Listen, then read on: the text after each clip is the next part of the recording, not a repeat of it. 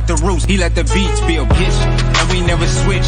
Even if I'm rich, I'll be broke like I'm Mitch. Niggas talking down, but that's headed in the wrong direction. But I knock that shit out like the boxing section. Cause they can't touch what they can't see. All I gotta do is be the same me. All I gotta do is keep it cheap. Always be the same me. While I'm solid, boy, they can't change me. No.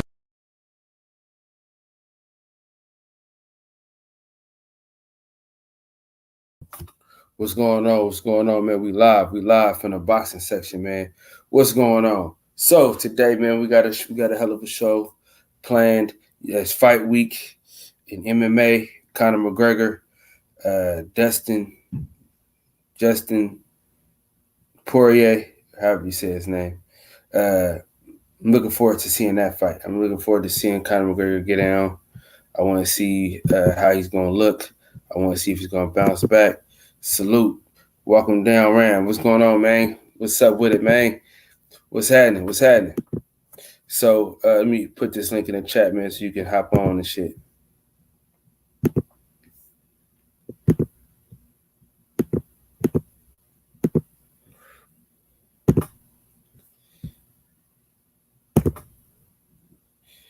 Yes, sir. So yeah, man, we here, man. Tyson Fury is a piece of shit. Fat piece of shit. You know what I mean? The worst type of person there is. But you know, I know it's MMA day, but I gotta talk about this piece of shit.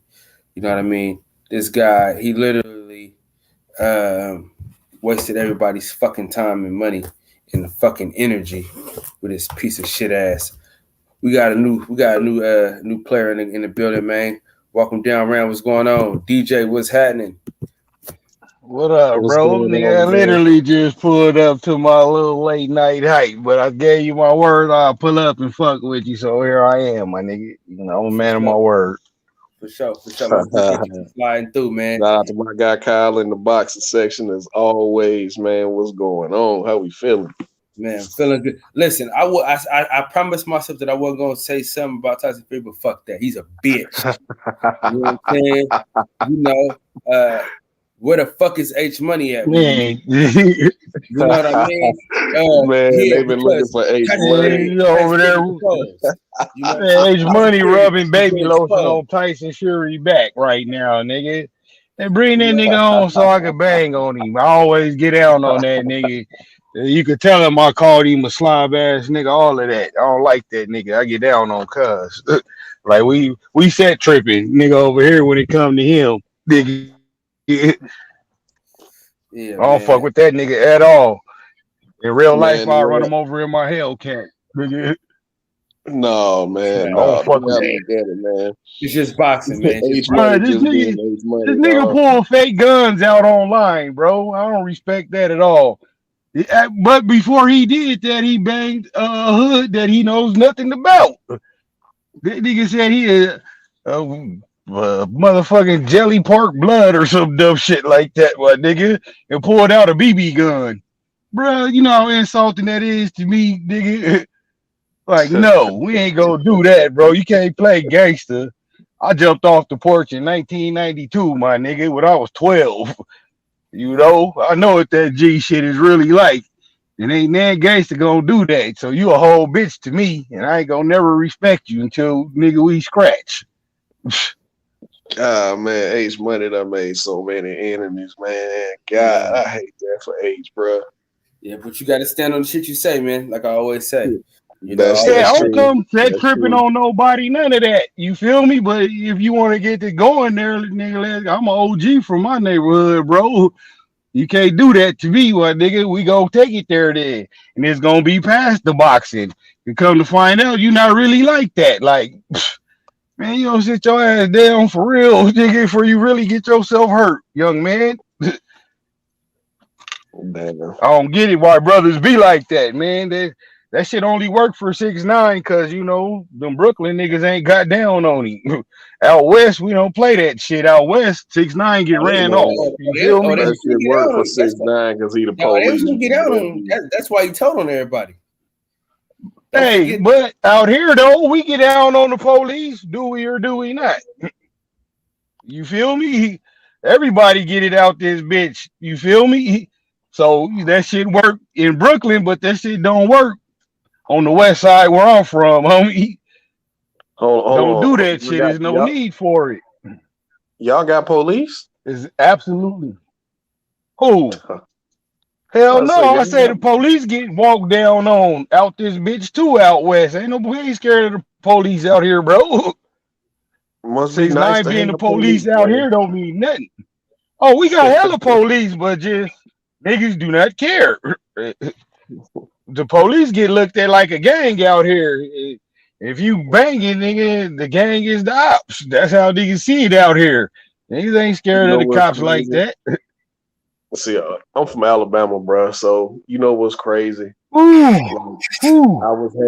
I was having this conversation with a few of my coworkers one day, and they was trying to make a point. This was when all the riots and shit was happening in Minnesota, and what's the name? The little boy that shot everybody, that shot them folks, and probably finna walk for it, man.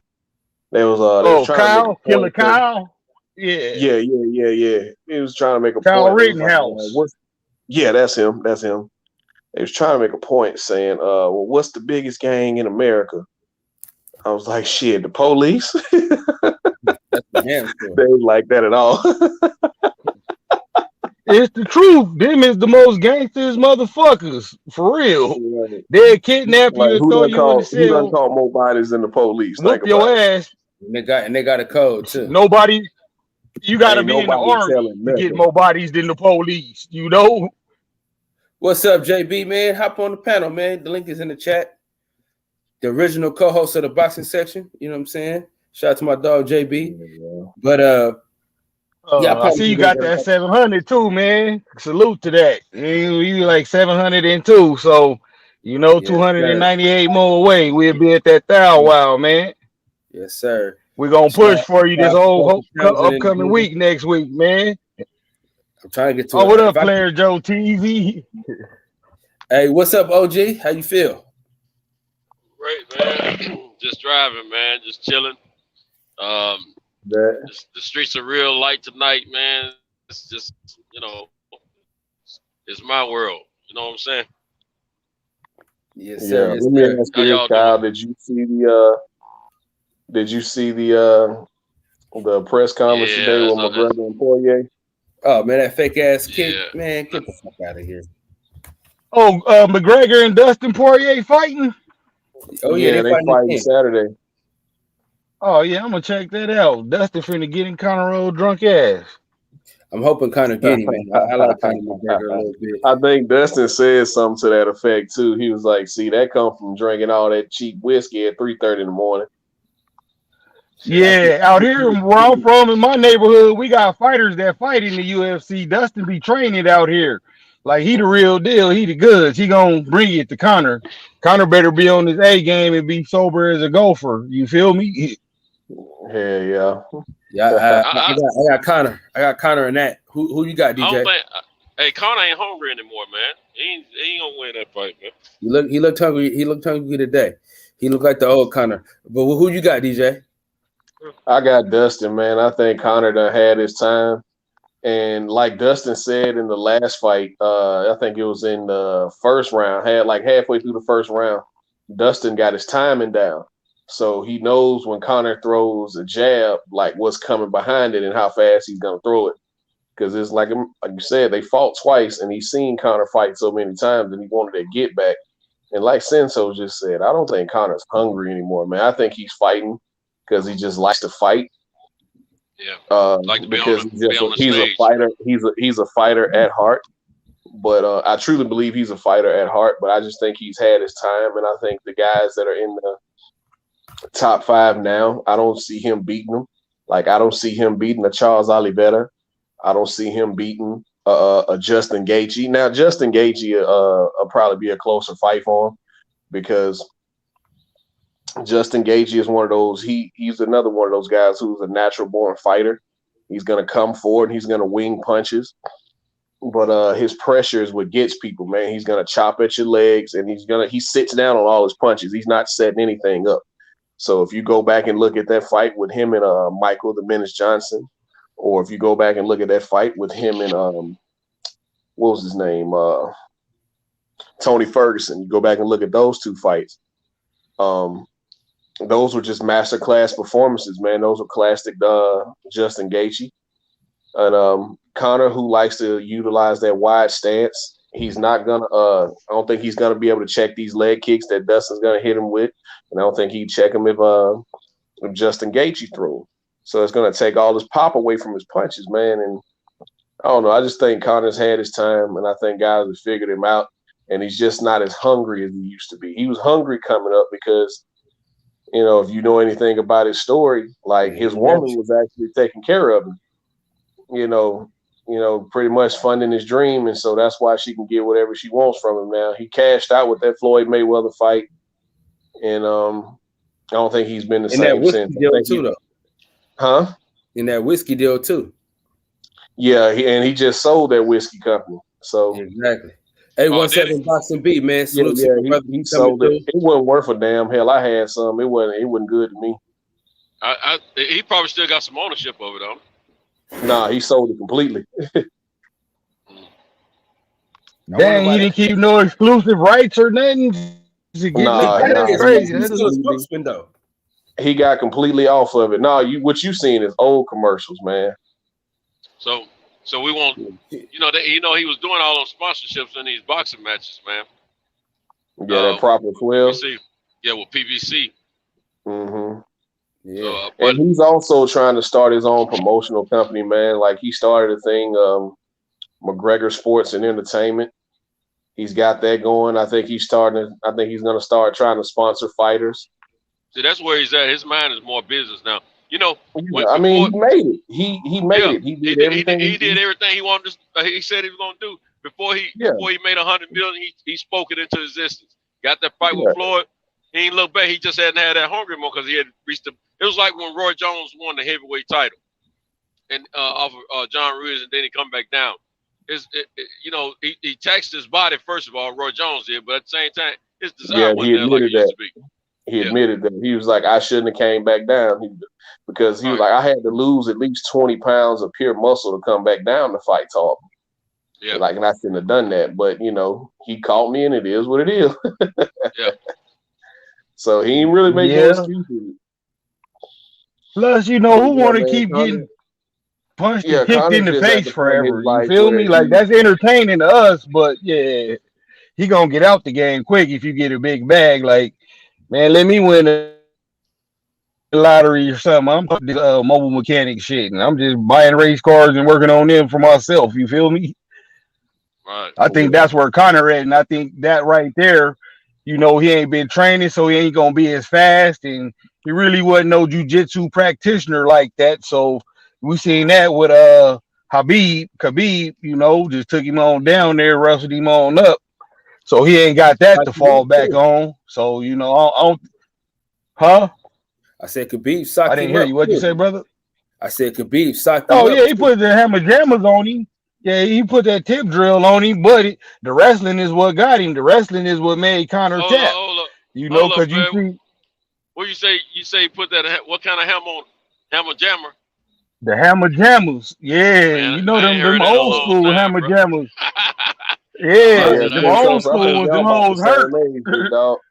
Yeah, we got a bunch of old niggas in 40, bro. A bunch of old niggas on the panel. Hold on. I'm younger than you, man. I'm younger than you, dog. Hey, shout out to Big Dog Willie. You old son.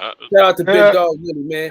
My opinion on the Tyson Fury situation is Tyson Fury is the biggest piece of shit in boxing. I hope that a bus comes through his front fucking door and crashes right into that piece of shit. Little bitch. Man, I hope he enter into a crip walk competition and break both knees in the finals. Fuck that dude. Fuck yeah. I said I hope he enter a crip walk competition and break both knees in the finals. Fuck that dude, man. He's a whole bitch. Yeah, man. Sorry. I wish the worst on that dude, man. He's just lying. He's just a fucking liar, bro. Yeah, a lying piece of shit. Man? And can I ask you this? How does his stomach get like that? I know women that had babies, their stomachs, they get the little, stretch mark belly, like a little bagel and shit. But how did he get that? genetics. He did terrible genetics, bro. That's like breeding two That's where ugly the pit men built bulls in his family. together. He's just a taller In his version of the rest of the men country. in his family. Yeah, he built like a bag of wet bread, bro. You feel me? He That's like a the new one. Michelin I'm man. gonna use that. That A shit. bag no of tire wet around Feel his bread. waist, free. man. Yeah, man. JB, what's going on, big dog? What's the deal with it, Kyle? What's going on with it? Oh man, you know. What's Welcome up, back, JB? the original good, co-host. Santa? You know, the original co-host of the boxing section. You know what I mean, JB. You know. Hey, you know, Hey man, yeah, this girl looking at me all crazy because I came over here to Nah, do a job, bro. You feel me? I just told you I was gonna pop up though, man. I gotta keep my word to the young homies, man, or I'll be a piece of shit big for sure, homie. You feel me? for sure. Yeah, you'll be a Tyson Fury ass nigga if you didn't come on tonight. Exactly, and I ain't having none of that. Where I'm from, that shit ain't allowed. Nigga. Yeah. Hey, y'all Well, brothers be your good business, though, man. man. You know, I'm doing You, my All single right, man bro. shit. Take it You know, easy, hey, man. you Come through about anytime. to rub some cheeks? I'm about to beat some cheeks. I ain't rubbing no shit. Nigga, That's it it. in the Run it. front, butt naked, nigga. My man. They Go coat ahead the and get hump. some of them, But man. y'all be good, man. Have a safe weekend. It'd be great tomorrow if you gotta go to work, man. It's Friday. Get your bag, man, and the bitch if you single. If not, respect your wife and don't listen to shit I say. We back live tomorrow too, though, Ram. Oh yeah, I'll pop back up, bro. For sure, for sure. If you're gonna be on Will's show, of course I'm always over there and shit. Yeah, bet. I got you, All right, Brody.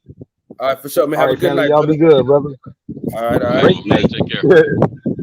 Peace. My man said he built like a bag of wet bread, bro. That's a new one to me. Yeah, that was a good one too. Yeah, man. I know it was an MMA night, man. I know I said I wasn't gonna talk about Tyson Fury, faggot ass. But I don't call gay people fags, so don't be alarmed. I call people that are supposed to be straight. That's what I call them. But let me stop saying that because I don't want to get no strikes and shit like that. But I was just about to say that. yeah, I don't like that motherfucker, man. I really don't. I always said I just don't like him as a person. I just don't like his energy. I don't like nothing about him. He's just fake, man. And this stunt he pulled today was just the fucking worst. You know, it's worse because I spent my hard-earned money, man, to go see this fight. You know what I mean? And that shit set me back. You know what I mean? Because I could have used that money for the Tank fight. You dig what I'm saying? I could have used that for an Earl Spence fight if I knew he was gonna pull this stuff. Right. You just I don't know how to put my money down on a bet, so yeah. So they probably take care of the ticket holders, won't they? Or No, let they you won't. use the ticket for They said we might be asked out. nah, man, hold on to your ticket, bro. They can't. Yeah, they can't. Yeah, I can't see that, man. That'll hurt themselves for the next fight. You got to read the fine print. Now I know what Ticketmaster say. I'm talking about the promotion. I would think the promotion would want to make good on that so you get them fans back in them seats. Man, they don't get the fans in them seats regardless, man. I don't know. Ain't nobody gonna pay twice for one fight. I don't know where they do that at. Not with the price of them tickets. They'll do it somehow. You know, like they said, like the theory going around now, they probably trying to wait and see if them fans can get out of the UK to come over here and see it. Yeah, there's something up. It ain't no COVID. It's something else, man. But he was getting his butt handed to him and sparring and everything. Man, you better get out the. Why are these folks walking around 2:00 in the morning, man? And I'm out here going 60 miles an hour, man. Where you at, Santo? I just come into I'm in Killeen. Big dog, almost to Florence. What's up, Cam? That shit do, man. Man, What's up, listen, Cam? man. I just went to my jeweler today, man. I'm about to save it for another chain. So you already know what time it is. But anyway, Willie, you had something to tell us, man. Go ahead, drop it on us, man, because you're in the medical field. So I spoke to I can't pronounce it right now because I'm halfway awake, but a disease specialist, and about the coronavirus.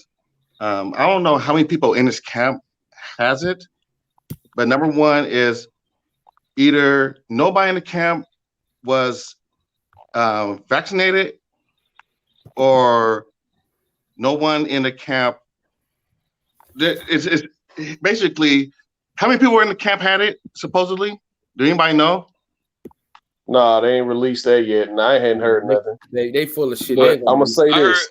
I heard Sugar Hill didn't have it. That's what I did hear that in the barbershop, I think. Okay. What's up, Birdman? Bama Bro, what's going on? Shout out to my dog, the Birdman. You know what I'm saying? Hey, Birdman, you got a hoodie coming your way. Don't even worry about it, player. Your hoodie is en route. I just talked to DJ. What I tell you today, DJ? We got a bunch of hoodies coming. Yeah, man. So I got it coming for you, bro. You ain't got to worry about that, player. It's going down. Hey, Cal. What's going on, big dog? Hit me up on them tickets for the hoodies and them t-shirts or whatever, man. Yeah, man. I'm about to get my shit back. I got a lot of t-shirts left. The thing is, man, sending these shirts, man, is more difficult than I thought it was gonna be. Nah, you can send mine with the hoodie. Well, Birdman, when I order his. Oh, wait a minute. Wait, do the hoodies come from the supplier or directly from you? Well, the hoodie's gonna come from the supplier straight to okay. Oh, yeah. okay. Well, we'll catch each other the next fight. Then just hang on to my double X, man. Yeah, it ain't worth sending. Nah, but I owe Birdman my life though. You know what I'm saying? Shout out to Birdman. I owe that nigga my life. You know what I'm saying? But Big Dog Willie, I'm gonna say this, bro. And I talked to DB about it, man. And he reached out to somebody who's close to it. The UFC Performance Institute won't let you in unless you done had the vaccination, and he was just there 3-4 days ago. Well, what I'm saying is, I don't believe he has the coronavirus, and the thing about it is hard to get. It's hard to get that information because it is a HIPAA. He has to basically say he has it. Yeah, PHI. Hello? Yeah, no, I'm saying PHI. HIPAA. Yeah, PHI. Yeah. So I don't. So he can play it off like he has it. I don't believe he has it. And if he does have it, and multiple people on his team has it, then his sparring partner should have it. Right. And if he's the one walking around with one shot, or how many shots did he say he had? One shot, and he was trying to get the other shot. All that fucking money you got. But the thing about it is, like, he knew about this fight in what, April? Had to been about no. It had to been about April. It had to been about April. Hey, I'm saying, well, we can say June. You can say June though. No, he's basically getting out of the fight, and he will get out of the fight because if you have a medical condition, he can throw this. He can prolong a court date. A court fight, because it's a medical condition. Medical kind of conditions kind of can change the law within, like, helping him, or I should say, helping him get more time. I don't know why I don't know. He's not gonna fight this year. He's not gonna fight Wilder. He's not. He's just a piece of shit bitch. You know what I'm saying?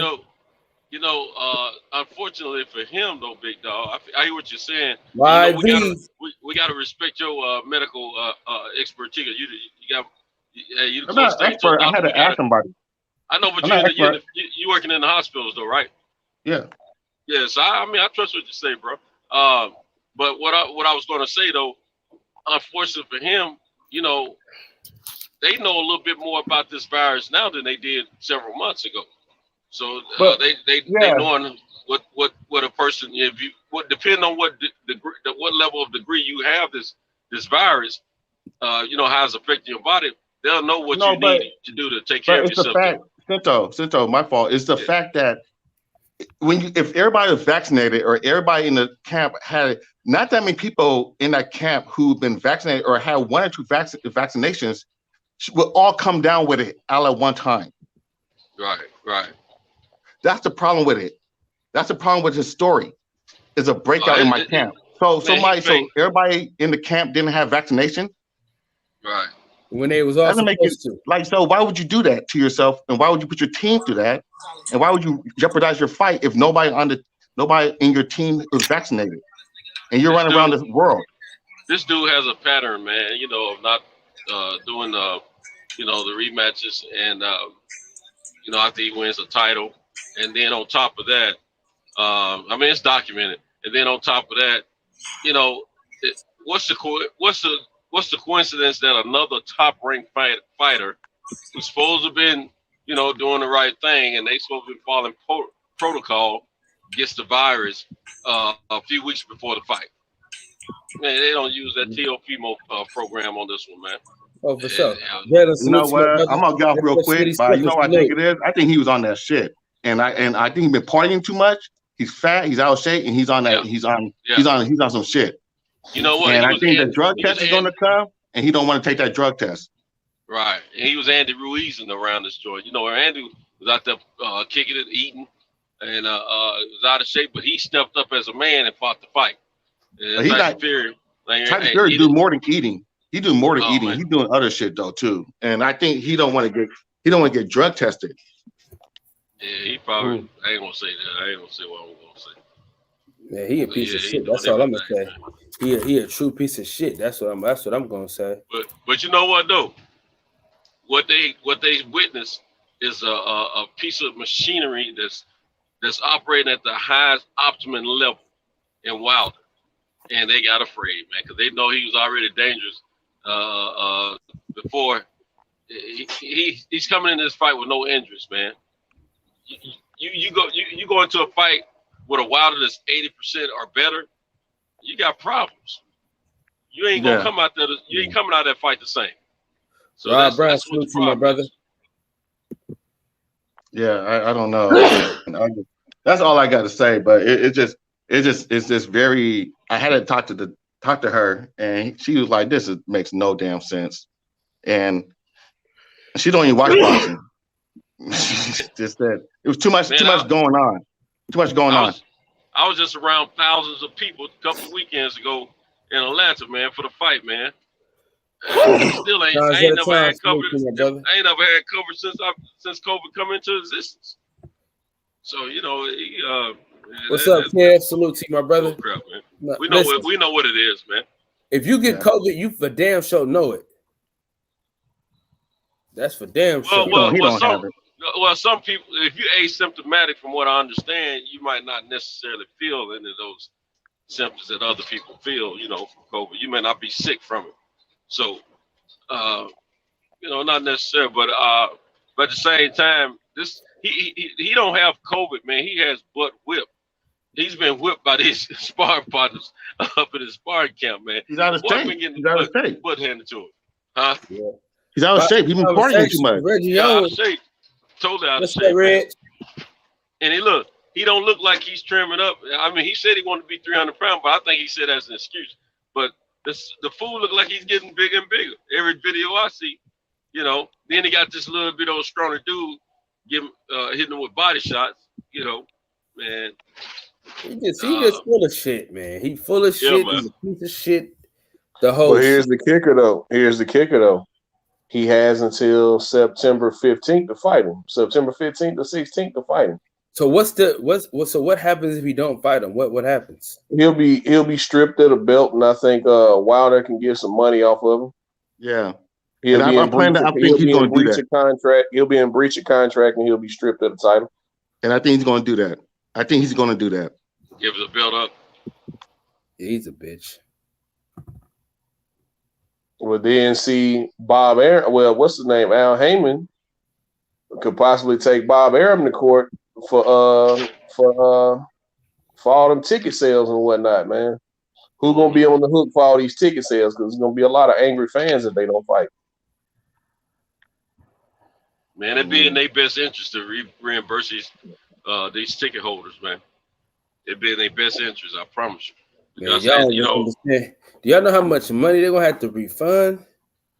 Man, I'm just telling you, it'd be in their best interest to refund that money or tell people their tickets are good for the next fight or whatever. Because I'm telling you, they're not gonna get those seats filled if they don't recover these folks' money, man. It just ain't Shoot, ain't nobody. Look, the cheapest ticket is 500. When I first checked, man, the cheapest ticket was 535. 565. Well, it went up, but I'm talking the first day I looked, it was 535. What I'm saying is, I got my ticket the first day. It dropped. No, see, I remember when you got your ticket. Me and Sheldon looked like a day or two before that. It was like 535. It wasn't no day or two before you couldn't look. It wasn't no. They wasn't up. I'm telling you, dog. You wrong. Hey, listen, they were priced out there. You was the wrong website, boy. Yeah, shout out to you, Nick Down. Salute to you, Queen. I take. Trust me, man. When Bob Arum first said the ticket was about sold out, the pre-sale or whatever they were talking about. Hey, look at this right here. Though. Look at this right here. Rob Brown makes a great fucking point. Rob Brown makes a great fucking point. They should just add this shit to the Spence and Pacquiao card. Hell yeah. That'd be fucking crazy. Because you can nigga, you could damn near nigga sell it for 125. Yeah, but take my money right now. But see, you know what? The Spence and Pacquiao fight, those tickets shouldn't be as expensive as this heavyweight fight. Shit, them tickets are just expensive. I hadn't checked the prices on that fight yet, but I would think that those tickets would be cheap from start to finish. Anytime, yeah, man, it's gonna be some shit, man. If Tyson don't make that ring walk, no, it's the loss of wages, man. The lawsuits that's gonna follow this. Ain't nobody gonna want to do business. Well, you don't have to, but because he's been through this several times because several fighters have sued him. So I was about to say, but it's gonna be hard to get people to do business with Bob Arum again after this. If Tyson Fury don't make that. Right. And it ain't just the ticket sales, man. You got hotel fees, you got plane tickets and stuff like that. I mean, it's gonna be a lot of folks in some uproar, man. Yeah, I just don't see Bob. But see, my thing is, I just don't see Bob Arum being behind this like that. I never seen. Man, Bob been doing crooked stuff for 50-something. No, but I'm saying though, a lot of money is on the table. Yeah, but he's also trying to protect. Bob is either trying to do two things. Either he's trying to protect that WBC title and keep it on the top rank. Or he's trying to maybe they still trying to secure something with AJ or something. I don't know what they're doing, but it don't make sense. But it ain't just Tyson Fury. He didn't make that whole decision by himself. I promise you that. This is coming from Suits. The executives are in on this. Hey, dude, it's too much money involved. Hold on.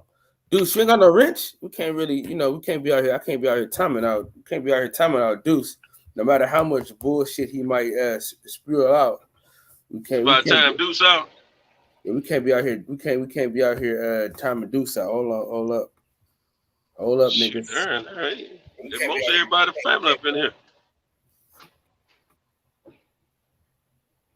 I know y'all don't agree with what the nigga said, but we can't be out here. We can't just be out here timing him out and shit. Hold up. He ain't said nothing harmful, man. He just don't have the same basketball view we have. Yeah, he on some bullshit. I don't know where his stance is on boxing. Santos, he got the same view. He on vacation just like us. What's that? Man? He got the same view we got. Oh, yeah, that's right. Hey. Gump 88, what's happening, big dog? What's happening? Was that big dog or Sheldon? It sounded like Sheldon almost.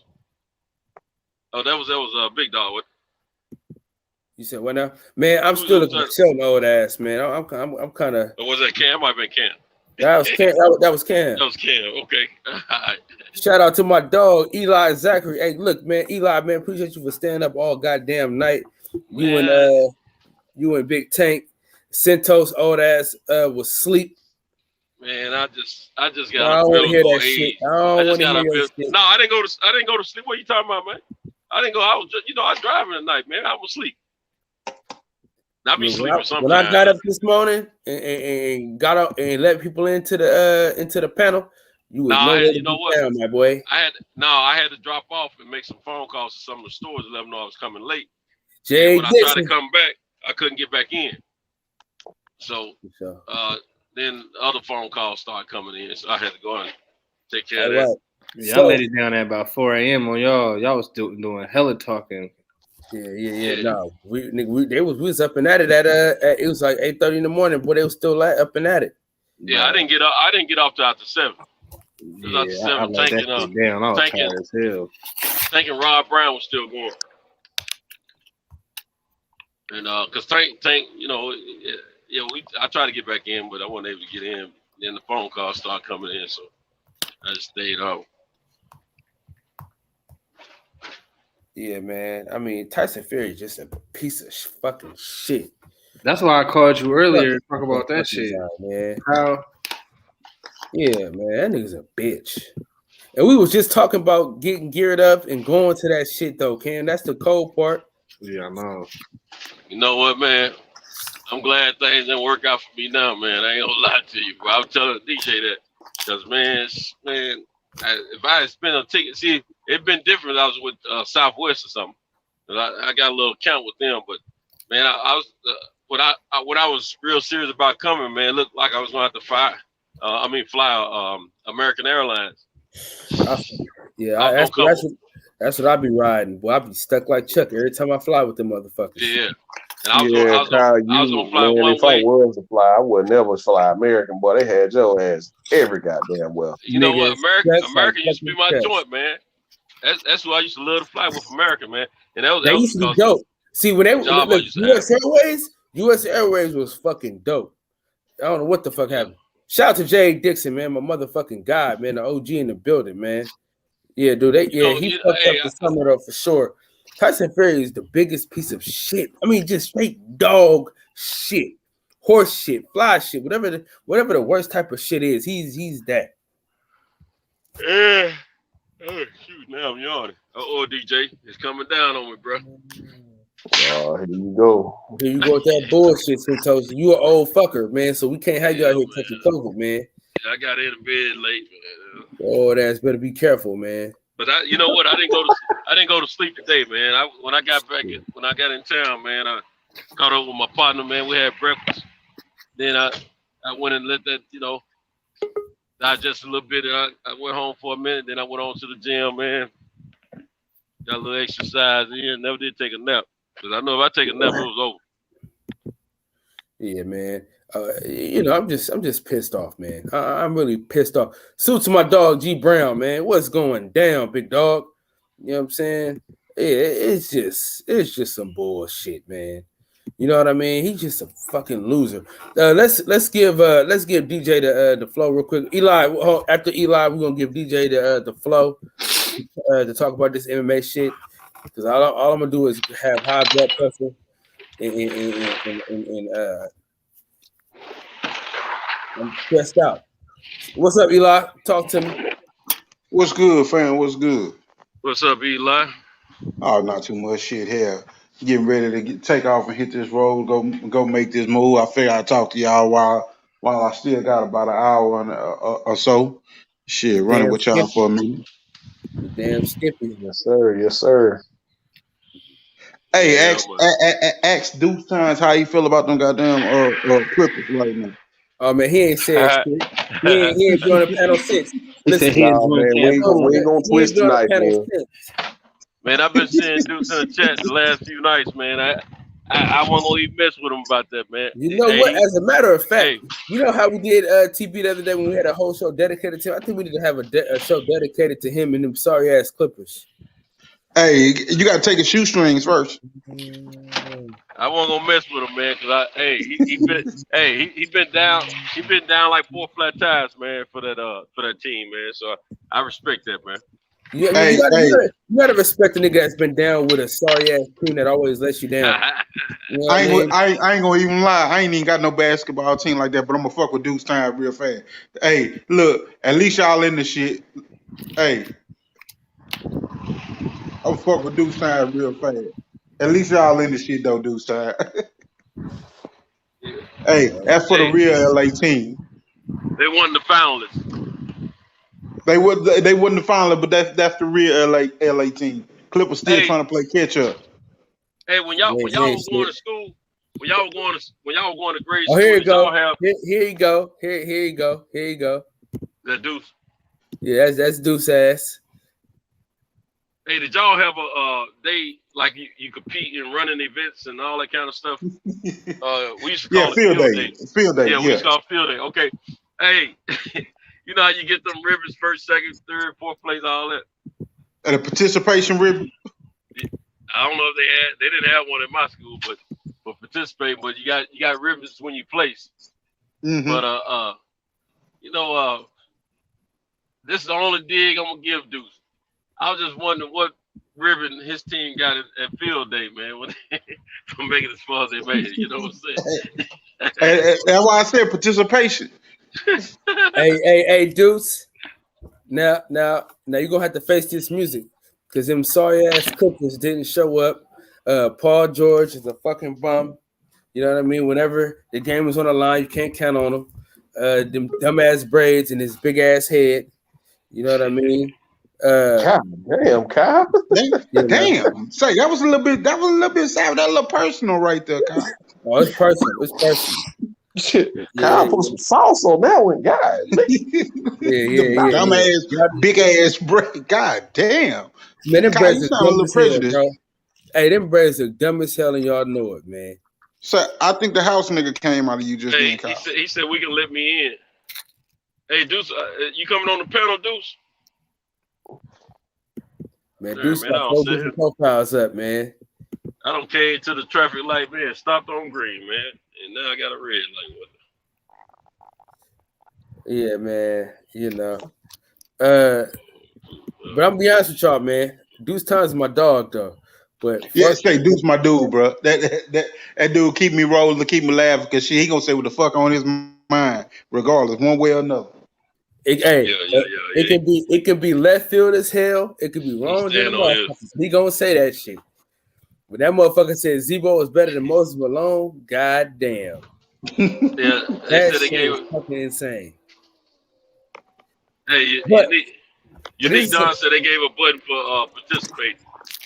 Yeah, I forgot they did have buttons for that. I forgot about that part. Oh yeah. While it's on my mind, hold up. We got the legendary, you know what I'm saying, the professor, my dog, your dog, the king of the chat, the man that makes the chat go in every chat that he's in, Sir DB, the King DB, the man with the different names. Shout out to DB. What's going on, DB? Majestic.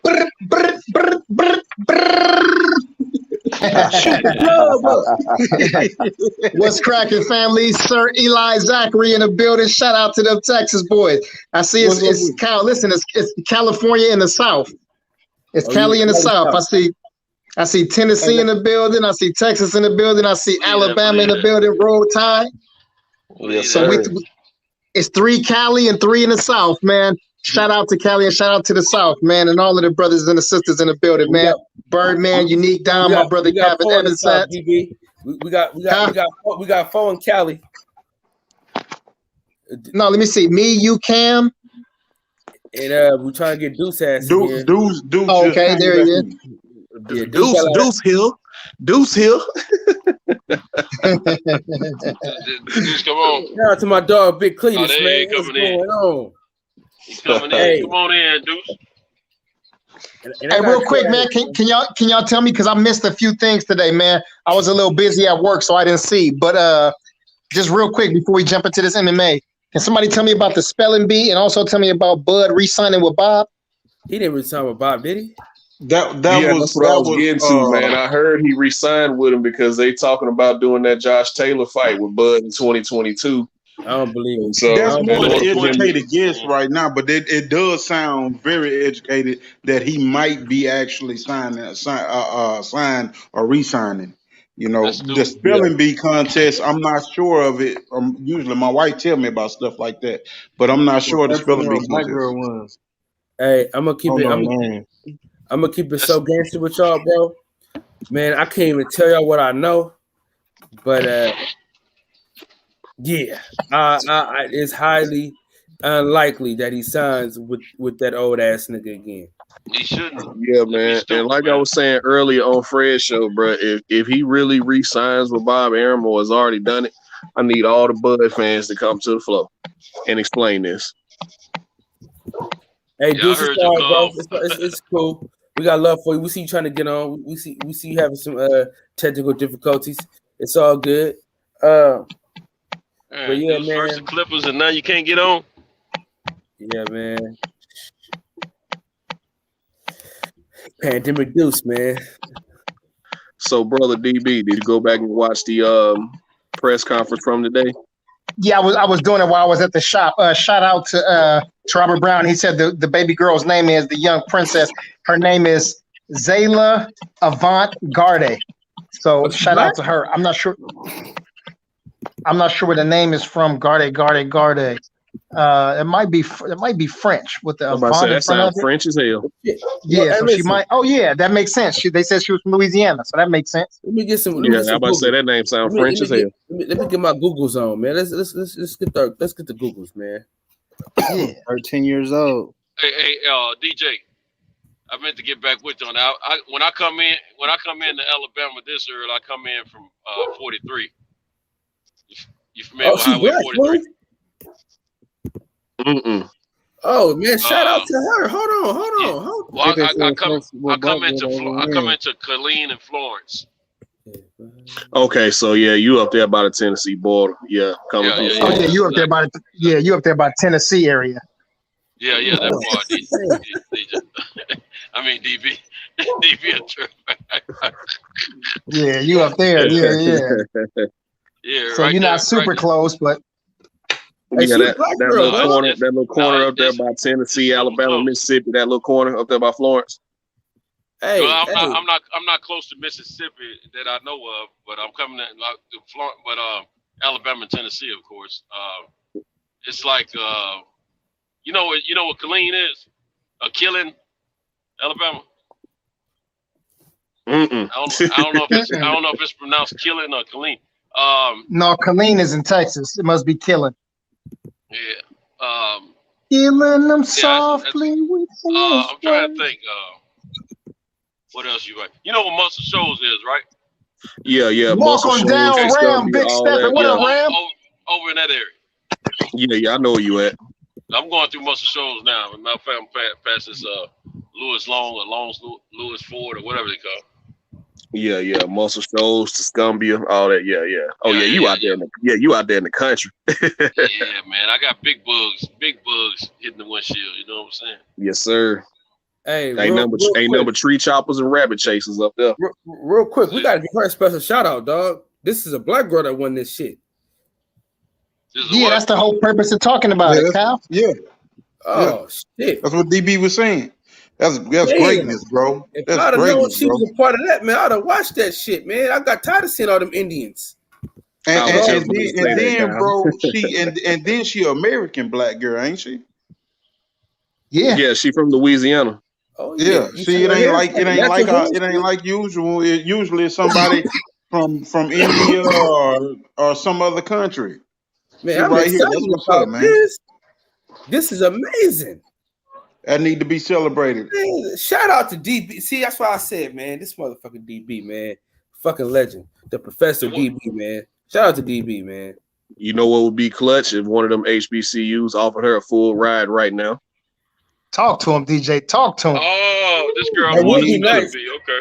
Stupid motherfuckers. If Southern or Grambling offered her a scholarship right now, that would be amazing.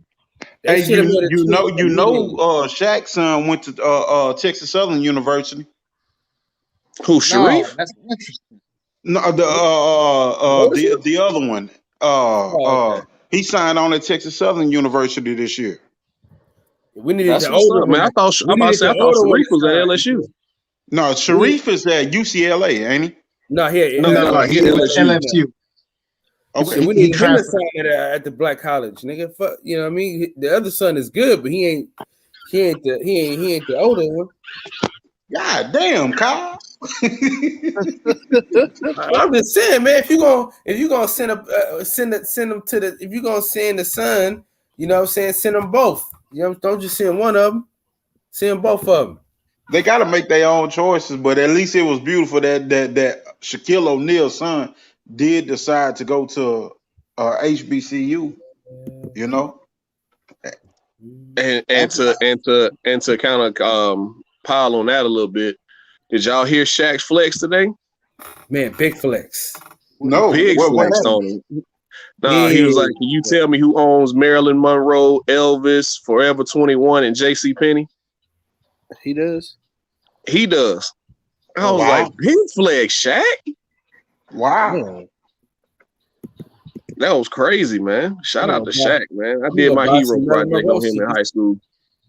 Man, you talking about a fucking legend, man. You talking about a business savvy guru, man. I mean, you gotta.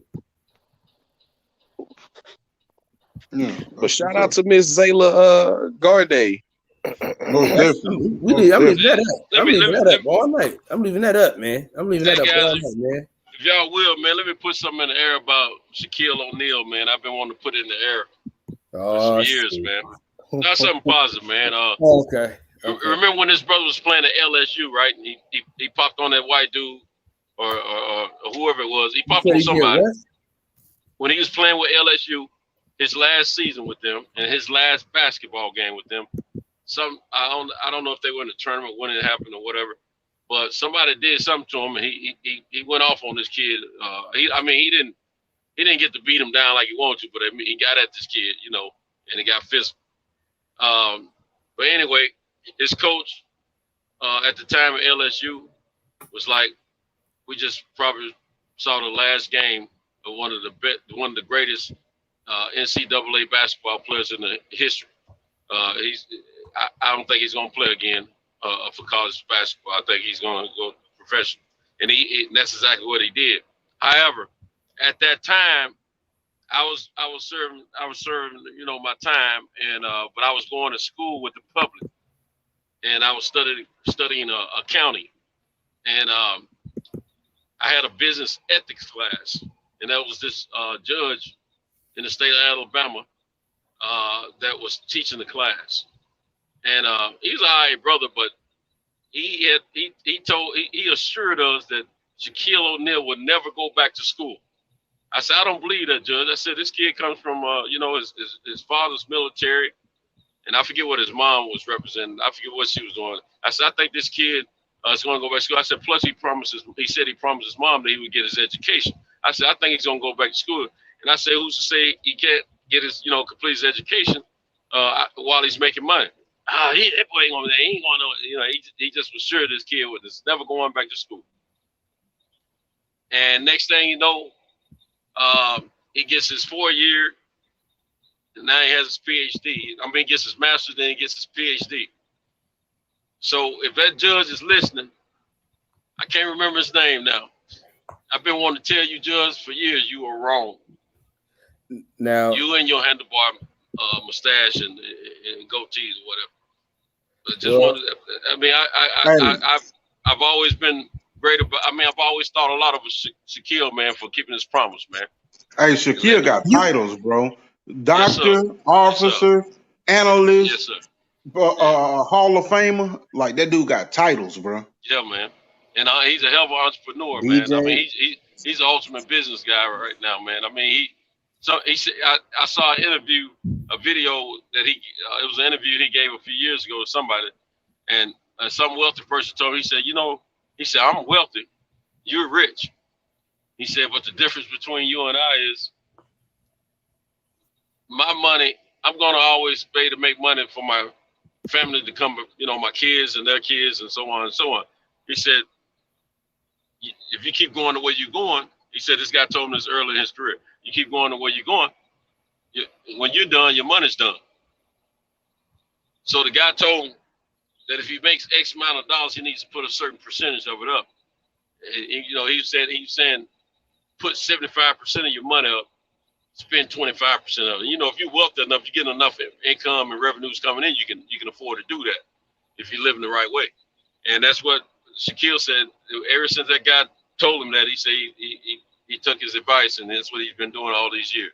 Been putting his money up, you know, only spending a portion of it and putting the 75% of it up. And I didn't even know nothing about what I think it was DJ, what he just said about all these purchases he's made of these businesses, but I knew he was making some hell of a moves with all the endorsements, and I figure he, had stock in this, like the general and insurance and all this kind of stuff. But then when he made that move with, that was a pretty much power move with that Papa John's Pizza. He was a franchise owner, well, multi-franchise owner at first, but I don't know if it was the shareholders or if they just pulled him in and said he'd be probably the best person to be the spokesperson for the company or whatever. When the old boy, did his little racist thing and mess his little position up, the founder. But Shaq ain't playing, man. This dude, man, ain't no telling what Shaq gonna be worth, man, by the end of the year. And he's a big supporter of MMA.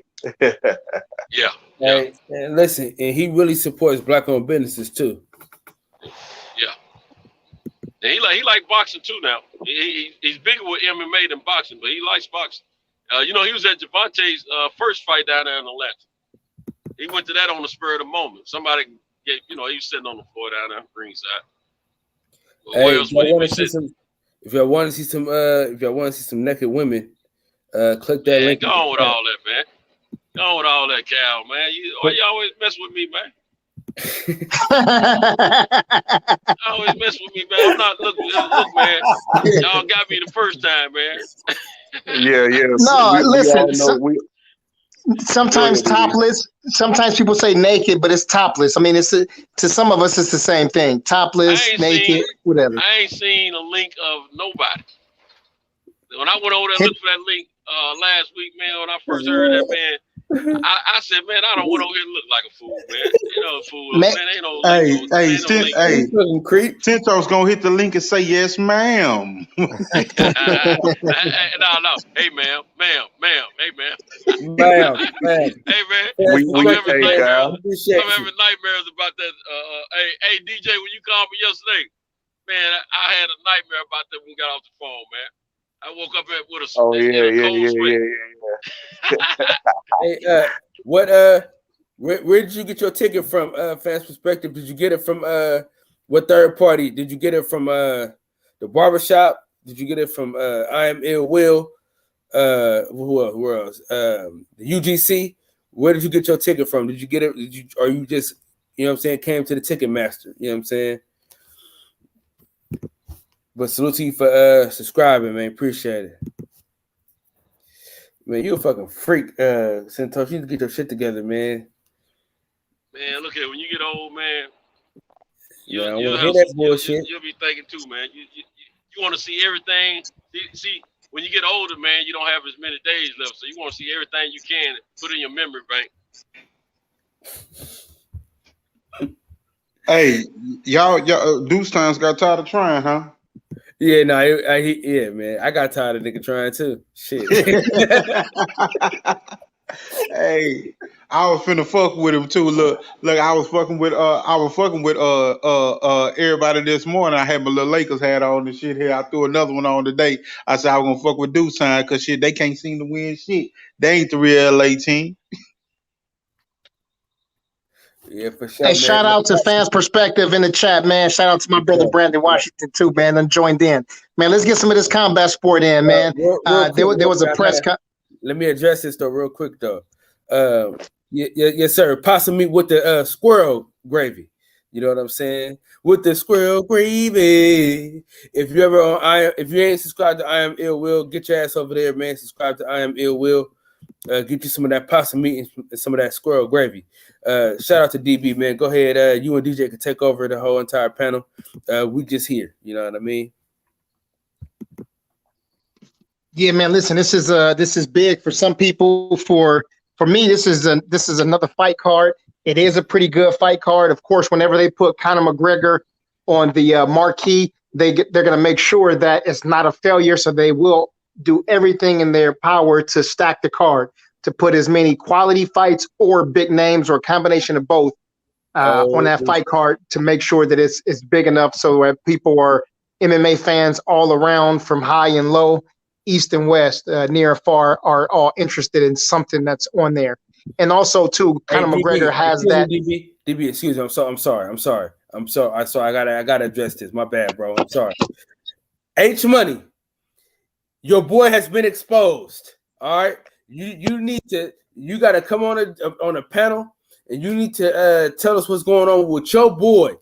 You know what I'm saying? Your lying ass partner. You know what I'm saying? Sorry ass Tyson Fury. Go ahead, DB. Oh, Kyle, don't start that shit, man. Your partner. I'm just saying, man. You know what I mean? He always talking about Deontay Wilder's been exposed, but shit, what about Tyson Fury? Sorry ass. You know what I mean? Fucking dope fiend. You know what I'm saying? Fucking liar. What you gonna do about them? You know what? This is MMA Thursday, man. This is MMA Thursday. I'm sorry, man. I apologize, man. I seen my dog come through the chat. I had to address this, man. You know what I mean? I had to put some dressing on that. You know what I mean? I had to put some dressing on that. Sorry, DB man, please come back, sir. My apologies, but I had to. Oh, you done ran DB off? I ran him off on accident, man. But no, man, you know he always come on Fred's show talking that shit about Deontay Wilder, so I want him to have that same energy about Tyson Fury's sorry ass. That's all.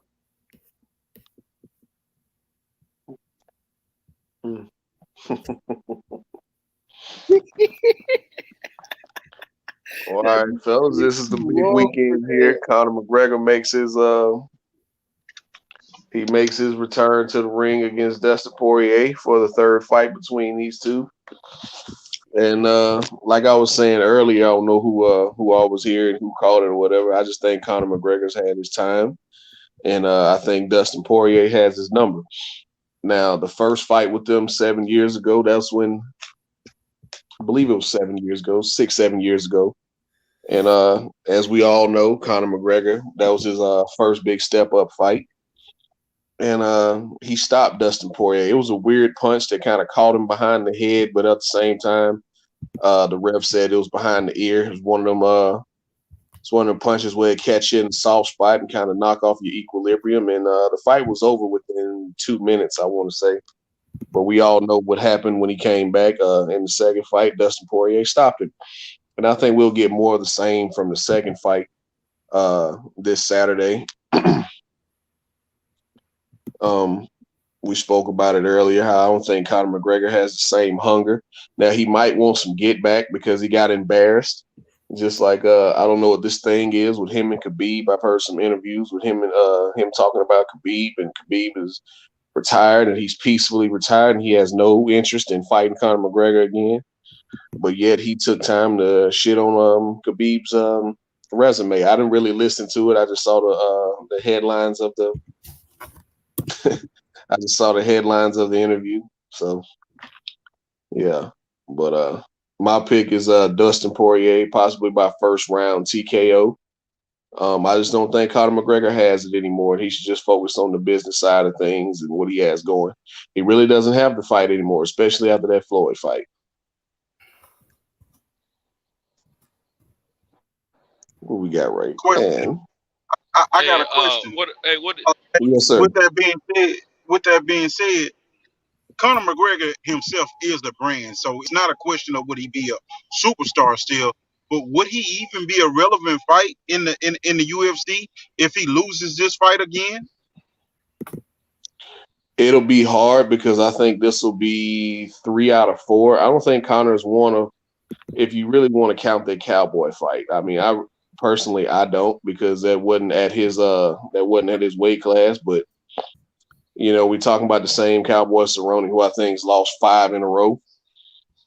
So he should be on his way out. But he's one of those guys that Dana White likes, because during the prime of his career, he was one of those guys who was fighting every couple months. He'd take a fight on 2 weeks' notice, 6 weeks' notice, and he'd step in and fight. Sometimes he'd win, sometimes he'd lose, but he always fought. So to answer your question, it's going to be hard to imagine Conor being a relevant fight going forward, because like I said earlier, I don't think he beats anybody in the top 5. No. Whether it's Michael Chandler, Charles Oliveira, Justin Gaethje, you know, Dustin Poirier, I don't think he beats anybody in that top 5 right now. So it becomes a question: are you just Are you trying to get back into title contention, or are you just taking fights? Because like he cut, what I think he doing. Would he cut him like he cut Woodley? No, he wouldn't cut him like he cut Woodley, because he hadn't lost. Like, see, Woodley lost 4 in a row and got dominated bad in those 4 fights. Now, with that being said, he lost to Kamaru Usman, who's now the welterweight king in the UFC, and he's on his second lap around in his division. He lost to Gilbert Burns, who was a former title challenger and who was on a hot streak before that, who's also fighting on this card. I'll get into that in a few minutes. He lost to Vicente Luque, who is a rising prospect, who's also in the top 10 of the division. And he lost to that guy from Oregon. What's his name? Covington. That's it. That's his name. I don't like to say his name because I think he's a turd that the UFC hadn't flushed yet. But a little bit about him, he was on his way to being cut and, being cut from the promotion because he was such a boring fighter, and he had lost to a guy named Warley Alves before Kamaru Usman. That was his only loss. But he was such a boring fighter, the UFC was about to cut him. So that's what started him getting on the mic, talking about Brazilians, calling them filthy animals, and just trying to become this heel that everybody wants to see lose, but it's coming off as forced, and it's coming off as fake, and nobody really likes it. And plus, the guys who really know him, like Jorge Masvidal and Dustin Poirier, guys who've been in camp with him, guys who used to train with him down at American Top Team, they've kind of shed some light on his personality, saying that, hey, this guy's really a douchebag, man. So he's really starting to show his true colors. For sure. So I don't think, but to answer your question, no, I don't think he'll cut Conor McGregor. What I was going to say about go ahead, Senso. It's a business decision. It's a business decision with Conor. Conor still feels seats. He's in my opinion. You breaking up? You breaking up, bro? Oh man, my bad. Is it real? Let me know when it. How is it now? Same. You good now? You good now? Can you hear me? Mm-hmm. All right. I was saying that I don't even think in Conor's own mind he feels he legitimately beat these guys because he doesn't have the desire in his heart to win, and he doesn't care anymore. But Dana knows he fills seats. He sells tickets. It's a business decision. And then these other guys are probably getting some good paydays fighting against him as well. So it's working all the way around. It's good for the business.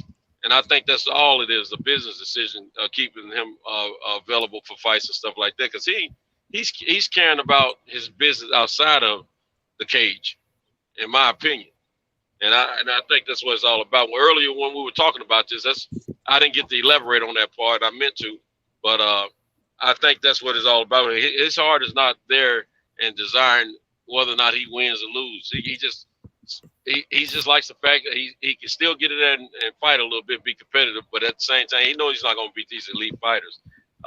It's sort of like a Pacquiao situation. So Pacquiao having a better showing right now, and his last couple fights versus Conor. That's my opinion. Fair enough. It's just there's nowhere to go. There's nowhere to go for him besides down the card, because unless you put him back in there after he loses this fight, I think the only fight left for him would be a third fight with Nate Diaz, because Nate Diaz hadn't won a fight in a while. Right. I think the last fight he won was against Anthony Pettis, if I'm not mistaken. But I think that would be the only fight left for him as a main event. You can't have Conor in a 3-round fight or a co-main event slot. He's too big of a draw. And I think after he loses, I believe he'll, like I said earlier, I believe he'll lose this Saturday. After he loses, there's nowhere to go for him besides down the card. So I don't think he'll stick around that long unless you can get him in there with Nate Diaz for a third time. Oh yeah, they the fighter. They like to check too. I think they fight for checks It's, I feel he has more heart than Conor about this, but he ain't really worried about no belts and all that. He's fighting for checks right now. Yeah, Nate fights whenever he wants to, and there was a fight I wanted to talk to DB about. DB, if you're still listening, hop back in. I want to talk to you about that fight. Supposedly, there's some rumors about his brother Nick coming back to fight, and I was going to ask DB about that. But the next fight on that card, the co-main event, is Gilbert Burns against Stephen Wonderboy Thompson. I think this is a good fight. This is a good matchup. Personally, in my opinion, Gilbert Burns is a very, very aggressive fighter when it comes to the striking aspect of it. But we throw this word around. I hear this word thrown around a lot when it comes to MMA. This guy has world-class wrestling. This person has world-class striking. This person has, world-class whatever discipline. Gilbert Burns is one of those guys who legit has world-class jiu-jitsu. And I'm wondering if he'll actually use it in this fight against Stephen Wonderboy Thompson, because in my opinion, Stephen Wonderboy Thompson is the better striker in this matchup. You're talking about a guy who retired from kickboxing at 57-0 before he started his MMA career. So, and he's a black belt in, I forgot what discipline of karate that he's in, but he's a black belt in that. So, striking is his thing. That's his wheelhouse. And he's kind of like not on that same level, but he's a lot like Anderson Silva was. He doesn't want to lead the dance. He waits for guys to come towards him, and if you run in, you will run into something. That's why a lot of people say those fights with Tyron Woodley was so boring between him and Stephen Thompson, because Tyron Woodley wasn't just rushing in trying to run into something. That's how you have to fight him. You have to fight him very, very boring. So if Gilbert, I just believe if Gilbert Burns doesn't try to take him down and submit him, I believe his aggression will work against him, and he will walk into something and possibly get stopped or just get pieced up through 3 rounds. So any questions? They still talk about boxing in the chat. I'm in this chat, dog. I'm sorry, man. I really apologize to DB, man. I'm gonna apologize to him tomorrow when I get a chance to. But I couldn't pass up this. I couldn't pass this shit up, DJ. I'm sorry. Because if Deontay Wilder would have been the cause of this shit, y'all know H Money would have been all over this shit, talking big shit. You know what I mean about Deontay Wilder. I don't even remember him calling into the barbershop. He didn't. He did not. He did not. What about last night? I didn't catch all of the show last night. I'm not sure. I can't remember. But I know tonight he did not. And this is the night that he was supposed to, because Tyson Fury's a lying piece of dog shit. You know what I mean? He talking about people. I know people die from the coronavirus. I know that. I'm not making fun of them. I'm saying that Tyson Fury ain't got that shit. That's what I'm saying. Tyson Fury ain't got that shit. That's the point. That's the facts of the matter. That motherfucker ain't got that shit. The niggas check it out. He didn't have no problem saying that shit when it was Teofimo talking about he gonna duck Haney and all of this shit. When it's Teofimo, he ain't have no problem saying that shit.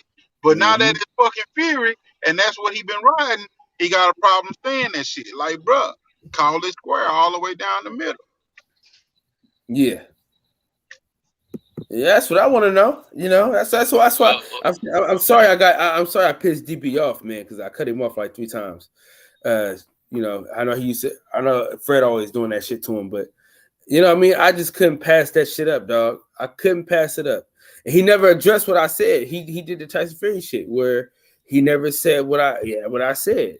He talking about people die from the coronavirus. I'm not making fun of the coronavirus. I'm saying that Tyson Fury is a lying piece of dog shit that never had the coronavirus. He's a fucking liar. You know what I'm saying? And that's all I'm saying. He's a piece of dog shit. And why would I be happy that he got the coronavirus? Nigga, I missed that. Nigga, that's a lot of money that I spent on this fucking fight to go to this fight. So it's not like I'm happy that the shit is over with. But at the end of the day, you know, you gotta have that same energy and shit. Money in the ghetto. Salute to my dog, man. Appreciate you. Yeah, man. She's a piece of dog shit. You know what I'm saying? And that's all I'm saying, dog. Like, he come to the barbershop, talk that shit. Fred let him. He don't really answer questions that Fred got to say to him and shit like that. Hey, fans perspective, man. Join the panel so you can talk about this MMA shit with DJ. Yeah, man. So I'm gonna get off this boxing shit. I'm gonna try my best to get off of this boxing shit. You know what I mean? I know I promised DJ that I wasn't gonna do this shit. Hey man, hey, you fucking this chicken. I'm just holding the wings, bro. What? Hey, he fucking that duck. He fucking the duck. He just holding the beak. He milking a cow. He holding the tail. Oh, y'all niggas out of line. Eli, he don't understand. He don't understand. We speaking Spanish right now.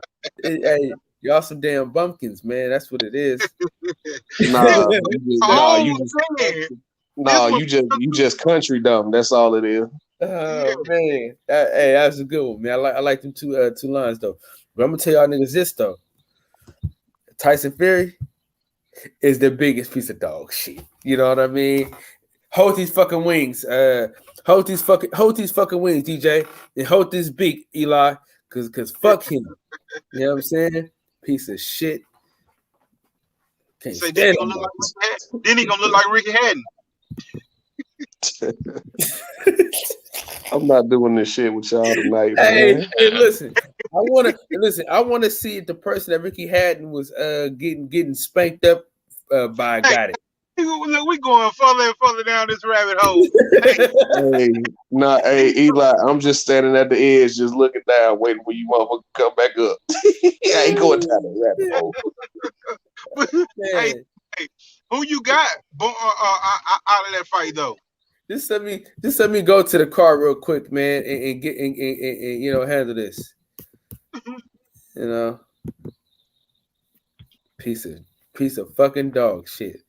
In the words of the great philosopher Jay Dixon, wet dog shit. Can you hear me? Yeah, we can hear you loud and clear, man. Yeah, man, appreciate you for letting me come on, man. It's my first time even over here on your channel, bro. No, it's all good, man. It's all good. We family, man. You bought a ticket from I Am Ill. You know, you say you went to the third party website, got the ticket from I Am Ill Will.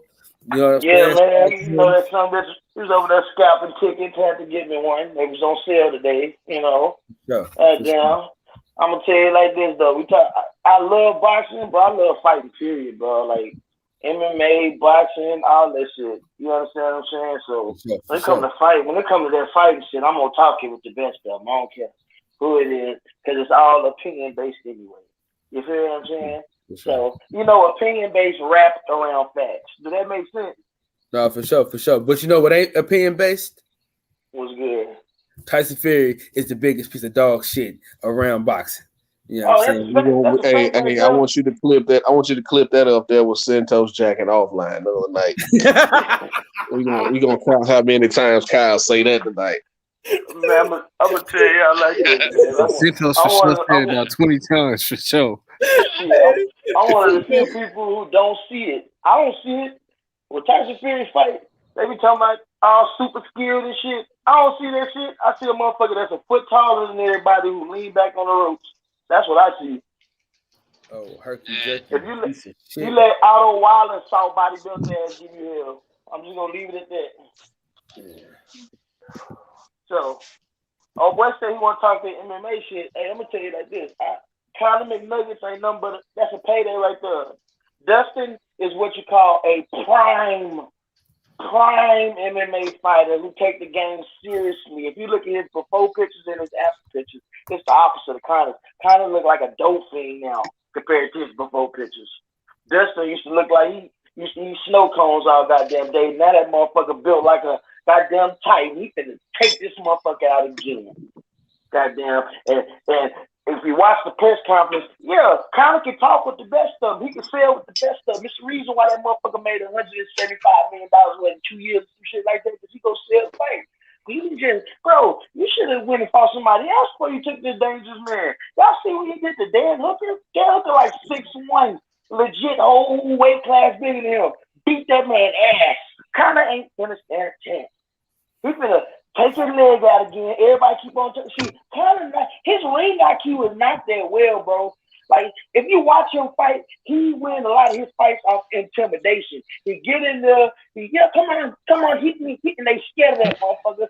They scared of his ass. You feel? They like, damn, man, he got the touch of death. Man, that's bullshit. Nate Diaz exposed that shit. They was like, man, you got me fucked up. I'm gonna beat your motherfucking ass. What you talking about? Right. Shit, that's exactly why Nate beat him. Exactly, because he was like, yeah, of course. And when he touched him, he dropped him a couple times. We ain't gonna sit there and act like he wasn't throwing his ass, but the motherfucker kept on getting up. You know what I'm saying? And Dustin, he's different. See, Dustin, my favorite MMA fighter, bro. Like, I'm not just saying that because he be constantly keep you like you get on bandwagon. Why would I hop on his bandwagon? Dustin Poirier's bandwagon.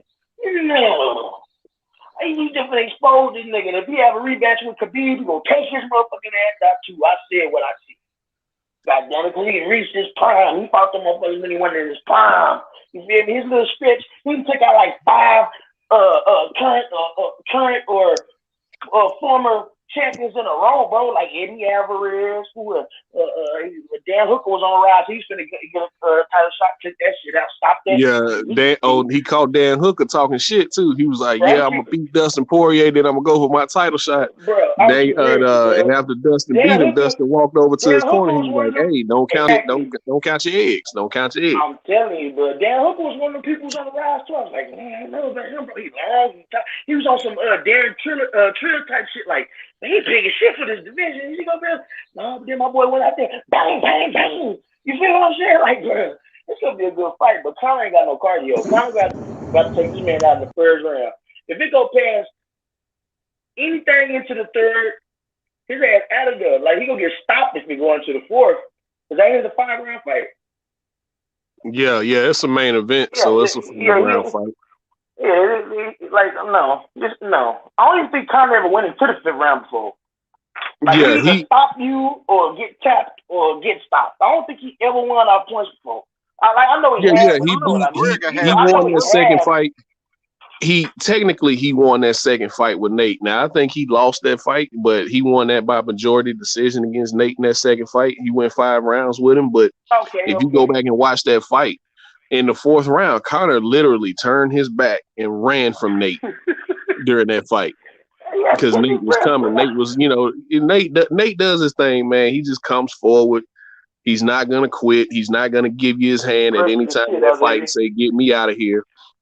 He's gonna walk forward. He's gonna slap you. He's gonna call you a bitch. You know what I'm saying? But I think that's why he beat Conor that first time, because not only was he able to take his punches. Because Nate don't give a fuck. He don't give a fuck about none of what you say. You have to show me. Bro. He don't. And Conor did win a lot of his early fights. He did win a lot of his early fights off the psychological warfare. He would like what he did to Jose Aldo, man. How he taunted Jose Aldo for almost a year. I mean, how long was that press conference? They won that. They went on a world tour press conference. Fight. You remember they postponed the first fight. This man. You feel me? He disrespecting your family, disrespecting your country, disrespecting whatever type of religion you got. That man was over there. Wasn't he in Brazil saying he owned Brazil? Like, that motherfucker's a hang your ass for less. I think he took Jose's spirit because Jose was like, he probably had people in here telling him, man, you disrespecting your country, your pride. Jose like, no, I'm going to take his ass out. The whole time up to that build-up, I knew what was going to happen. Because I was on that bandwagon. You feel what I'm saying? No, don't get it twisted. I like Conor. You feel what I'm saying? But, like, I'm also not stupid. You understand what I'm saying? When he first came out, he was doing this thing in weight classes he didn't belong in. It's the reason why he's fighting at 55 now. And he took Jose Aldo out at, 35 when he was a skinner? 145. He was killing himself making 145. Bro, I could. Yeah, 145. Let me see. Let me do the math. I swear I seen this motherfucker on the scale at 135 before. I'm trying to that's right, Jalen. He was talking crazy to Jose Aldo. Was like, tell him I'm his daddy. All type of crazy shit he was saying to They Jose Aldo. did the interview where he was like blowing in his ear and shit, fool. Like, yeah, he grabbed him and touched his shoulder. He did a lot of twisted shit to Jose Aldo. He walked past him and farted in his fucking face. Yeah, he snatched his belt. He snatched his belt on the stage and told him, "Come get it." And Aldo was one of them people who had their aura about him. Like, all the people who fought him respected him so much. That's probably why he was winning the majority of his fight. They're like, damn, I'm fighting Aldo. You feel what I'm saying? Like, Aldo was out there molesting motherfucking legs. He was out here raping legs. You feel what I'm saying? Yeah, if y'all didn't get to see Jose Aldo in his prime, he was a terrifying featherweight, man. What he used to do to people. If you want to see what he's all about, go look up that fight against Uriah Faber. That was borderline criminal, man. Yeah, I'm surprised he could walk after that shit. Yeah, like, he couldn't walk. You know how they be saying, this took years off your career and shit like that, and it changed him. That shit changed that man. It changed him. And if you remember when Conor McGregor knocked out what was that old ass dude he fought, man? Dennis Seaver. Yeah, Dennis Seaver. When he knocked out Dennis Seaver and then he hopped the fence and hopped in Jose Aldo's face, Aldo didn't budge. He just looked at him and laughed at him. He was just staring at him. He didn't understand. He was like, bro, I does this. I've been champion undefeated forever. But he tried to rush in and he got clipped. I don't play that whataboutism and ifs and buts. What happened. You understand what I'm saying? But I look back on that Chad fight, and I tell a lot of people, Chad took that fight on 2 weeks' notice. And besides those Nate fights, and obviously Khabib mauling his ass and Dustin knocking him the fuck out. Khabib mauled everybody, man. Let's be real. You can't really throw Khabib in there. Khabib mauled everybody. Chad gave him hell while it lasted. So yeah, Chad just ran out of gas. We gave him a full count. Boom, boom, boom. You never know. Hey, Khabib was on Conor ass like shit. The fight wasn't long enough. Shit, his whole this shit. Hey, they were not ready for that shit to be over. He wanted to punish Conor ass, bro. Man, he was gonna kill him, dog. If you go back and watch that fight, man, Herb Dean had to literally grab his hands and pull him off of Conor's ass, dog. He wanted to kill Conor in that fight. You know what kind of disrespecting his religion, bro? They talked about his wife, talked about his daddy. Respect that man religion. That man retired because his father died. Rest in peace. You understand what I'm saying? So he had ill intentions when he fought that man. Like I don't want to see that rematch. If you got we ain't gonna get that rematch. Khabib he promised his mama. He promised his mama before that last fight that was his last fight. So he's not fighting again. I had seen somewhere that they said if his mama give him his blessing, he would, but I don't see her give him. You know what I mean? Like them type of people. Once you keep your word, like like over here in America, it ain't too many stiff motherfuckers like that. Like your word is bond. You willing to give up millions because you made your word is your bond. You understand what I'm saying? I respect him for that. So I was a Khabib fan, even though I always said he was one dimensional. He started getting more versatile later on in his career. You feel what I'm saying? But a lot of people don't know. Like they talking about 30-0. That motherfucker really like 9-0. It's only like 9 of them motherfuckers is real fighters. I'm sorry. So that's conversation. Well, yeah, they did keep they were smart in matchmaking him. They did keep him away from the wrestlers for a long time. They kept him away from guys who were wrestling. Like for the longest time, if you remember, Frankie Edgar was the number one or number two contender for the title. Yeah. And they kept him away from Frankie Edgar when Frankie Edgar was out there fucking murking. So they kept him away from him. So they matched him up really well on his come up. They was hiding Khabib? No, they was hiding Conor from Frankie Edgar. Oh, what? I thought you said Khabib. Oh shit. Yeah, Khabib mauled everybody. Yeah, Khabib, he's at the fucking up everything moving. Yeah, like. And everybody knew the game plan. Everybody knew the game plan. He was like, I'm gonna grab you and you're not gonna get up. That's how you know. Hey, listen, have you seen videos of him on side of Daniel Cormier? That's what I was about to say. Daniel Cormier said that motherfucker was real. How strong he bro, was. And you know that's a D1 Olympic wrestler telling you, nah, this something is real. If a nigga 4 divisions below you, he like, nah, he wrestled bears and shit. If I'm watching this video, like it's a reason why he mauling the motherfuckers. If you can keep up with Cormier and this nigga 50, 60 pounds heavier than you, Olympic pedigree, known for slamming people on their ass and on their face, yeah, you's a scary being. See, what Khabib need was just somebody who with that Tank Tyson punch. Somebody that's why I thought Conor had a chance. Conor in his prime. Conor had that touch of death. You touch your chin, go drop your ass. So there ain't too many people in MMA who got that. A lot of people was talking about Usman, but Usman, he might be a division above, and I could see him winning that fight. But he just like a slower, like he fight at your pace. Do that make sense? Like he don't got no pace to me. Like, and I love him. He fight at a pace that you sit and he go fight. Yeah, he beat you at your pace. But when you fight like somebody like Khabib or something like that, like you go get them all in your ass and everybody go get you saying, how did he do it? He's a division bigger. When all these motherfuckers hovering around the same size and they just couldn't or I got a little bit more water weight. That's why Conor ass was so legendary, quote unquote. This motherfucker bouncing around weight classes like it ain't shit. Yeah, what the thing with him fighting at welterweight is he didn't have to cut weight.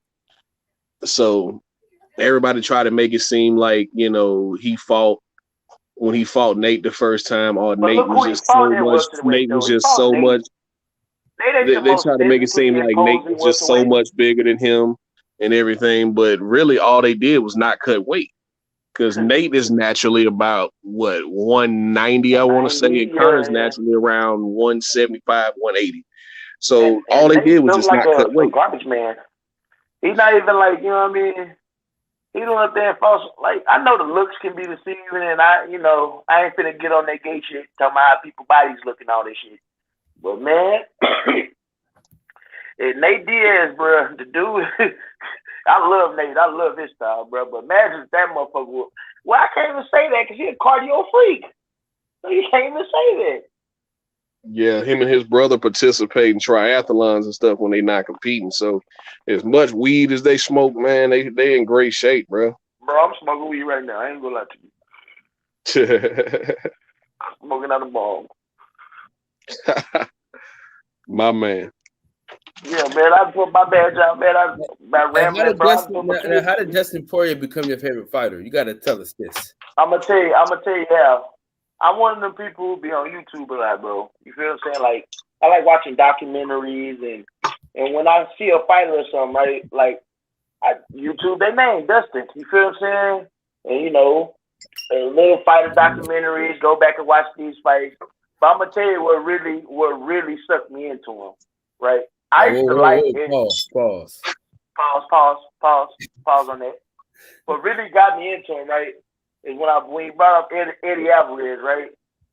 I used to like Eddie Alvarez, bro. Like, I love that nigga. Pause. You feel what I'm saying? Like, he one of my favorite fighters ever, bro. Like, in MMA, Eddie Alvarez. When Dustin dusted his ass off, bro, I started looking up a lot of Dustin shit. So you know how when like somebody, even though he was on the scene before that, it was just like, damn, let me check this nigga out. So then it just so happened, I started following him while he was on his legendary streak. Even though Khabib kind of put a little wrench off into that shit, he went on a little 5-fight streak that put motherfuckers. Conor ain't never went on a 5-fight streak like that. Eddie Alvarez, knocking out Conor, beating up Dan Hooker. I forget who else the fuck he beat. He beat somebody else. Max Holloway. I wasn't even gonna bring it up. I'm gonna talk about my dog Max Holloway. I forgot to talk about my dog Max Holloway. They had a war, and that was the best fight out of all the fights I've seen. That was a good fight. Max was just outweighed for sure. And then go watch that Dan Hooker versus Dustin Poirier fight and tell me you ain't a fan. You ain't a fan, bro. Like, that shit was nice. You feel what I'm saying? So to answer your question, really, it was the documentaries. You feel what I'm saying? Like, watching where he came from and seeing how, like, If you look up Dustin Poirier, bro, you know they had a picture floating around on YouTube, bro. Like that man was built like molasses. You feel what I'm saying? And then he just like turned all that shit around. Like that's the definition of what on some David Benavidez type shit. You feel what I'm saying? Like, nigga, I'm finna take this fight shit seriously. I'm finna turn shit and show niggas it's a fighter buried into this Bob Sapp body built ass nigga. You feel what I'm saying? Yeah, that's what happened. And being a resident big small nigga, you know the big small nigga is. I'm 5'11", 257, right? But when you see me, you'll be like, bro, you is not over 230. You're not over 220. Bro, I'm like 260. But I'm small big. You feel what I'm saying? So I love me a small big nigga. You feel what I'm saying? Give a nigga like me motivation one day. Hey DJ, who's your favorite fighter, DJ? All time? We go all time or right now, either one. Oh, you said all time? So we go DJ, Cam, then Eli, and then we'll go back to fans' perspective. I got you. All time. I got John Jones, Rampage Jackson, Anthony Pettis, John Jones, Rampage, Anthony Pettis. What's the other guy's name, man? Kamaru Usman's getting up there for me. And Max Holloway. That's my top 5. Now, I kind of want to say Chuck and Tito, but nah. I mean, I like Chuck coming up, but after Rampage knocked him out twice, that's what kind of did it for me. I was like, nah, Rampage got his number. That's why I got Rampage so high up. And he was competing at a high level over there in Pride, which, if you remember anything about Pride, everybody was on the juice. Everybody. And that's why I hold Fedor in such high regard as well, because no matter how you feel about Fedor, everybody over there was on steroids, and he was still mopping everybody up. So that's why I still hold Fedor in high regard. So that's why I hold Rampage in high regard, because he did it. He was doing it as well, even though he lost to Vanderlei Silva twice. But John Jones, Rampage, Anthony Pettis. Anthony Pettis is still my favorite fighter currently, because he fought everybody. Even though he's on the downside of his career, he's taken a few losses. He fought everybody and not one whiff of USADA. And he's been a champion in every promotion that he's been in except for PFL. So yeah, that's my top 5 right now. For sure. Cam. My favorite fighters all time would be Anderson Silva, my favorite, and John Jones, of course. And then right now, I like Kevin Holland, man. I want Kevin Holland to bounce back. That's what I'm rooting for. For sure, man. I got Rampage Jackson, John Jones, Tyrone Woodley, Kamaru Usman, and Josh Koscheck. Don't judge me for the last one. I'm definitely gonna judge you, but go ahead. That's my only, you know what I mean? Because Rampage Jackson is why I used to watch UFC from the beginning anyway. You know what I'm saying? Yeah, that chain and shit. Yeah. And then John. So basically, people that beat the people that I liked a lot, that's how they became my favorite fighter. So basically, John Jones beat the dog shit out of Rampage. That's how he became one of my favorite fighters. You know what I'm saying? Yes, he did. And then Kamaru Usman beat the shit out of Tyrone Woodley. That's how he became one of my favorite fighters. So yeah. So it's just a passing of the guard thing for you. Yeah, they all have something in common.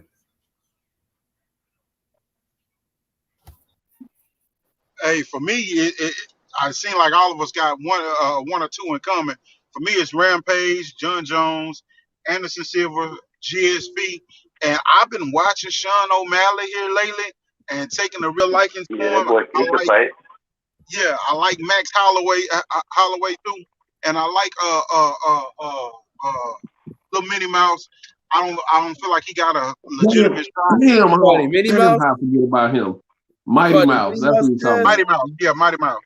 I don't feel like he got a legitimate shot, and I you know, just the tear that he went on, man. I appreciate it. I watched him against what's his name?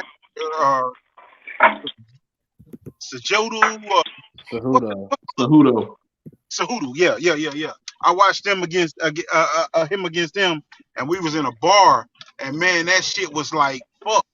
I was like, damn, he lost, but shit, he gave a damn good effort. You know, he gave a damn good effort and a damn good representation of himself. And every time I've seen him fight, he always gave a good representation of himself. You know, so yeah, that's my top 5 plus one, really. Damn, how y'all let me forget Mighty Mouse. DJ, who you got in that Greg Hardy? What's his name? Tuivasa. Tuivasa, yeah. Somebody getting knocked out. Fact. For sure, and that's exactly what I was about to say, man. Oh man, it's similar to that. Maybe not on the same level, but it's similar to that Derek Lewis and Francis Ngannou fight. Whoever connects first, the other guy's going to sleep. So, oh man, it's hard to say. I do like Rashad Evans though. I do like Rashad Evans. Man, shut up. Oh man, if I had to lean one way or the other, I'm gonna go with Greg Hardy.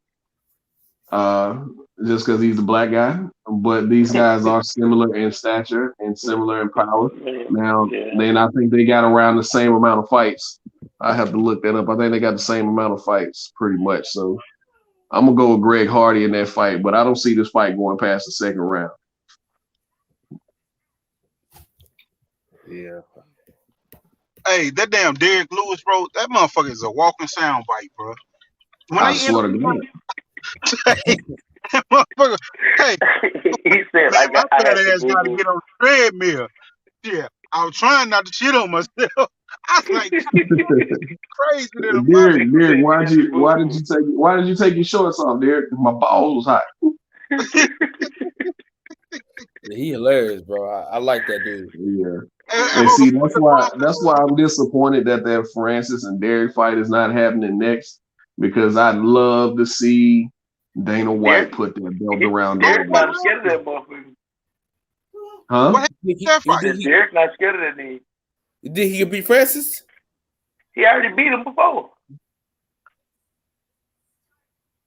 This is a rematch, bro.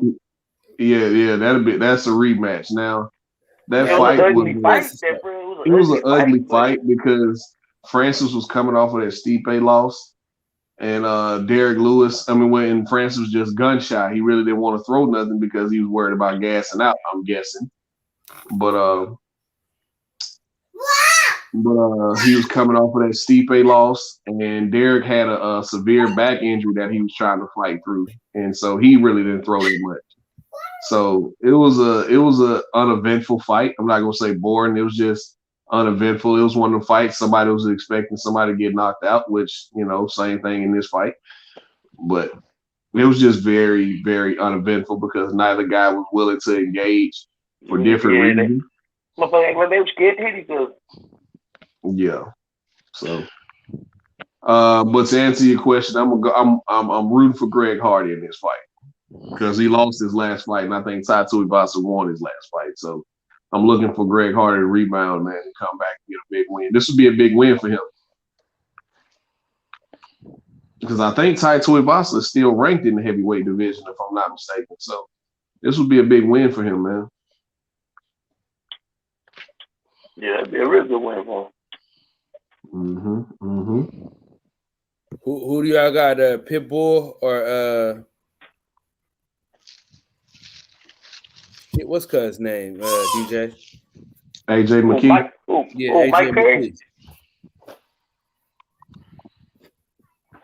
No, not Mike Perry. He's talking about that Bellator fight. Pitbull. Who? AJ McKee versus Pitbull. Oh. Shit, Patricio Pitbull.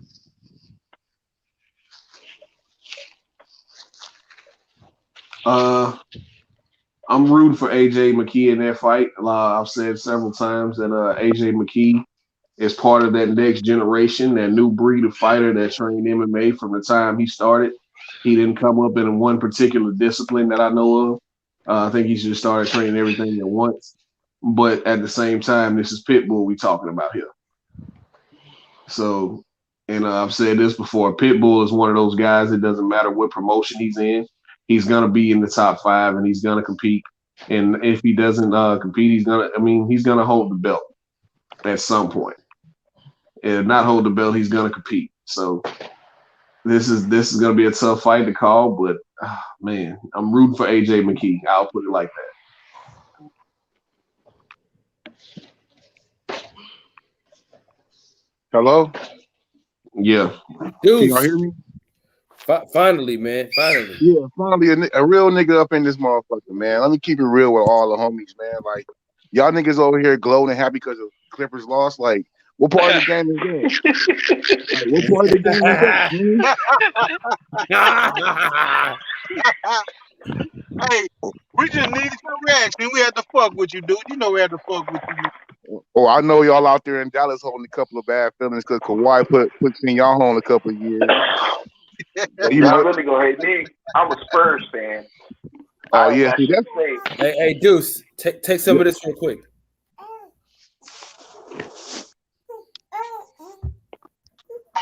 Wow.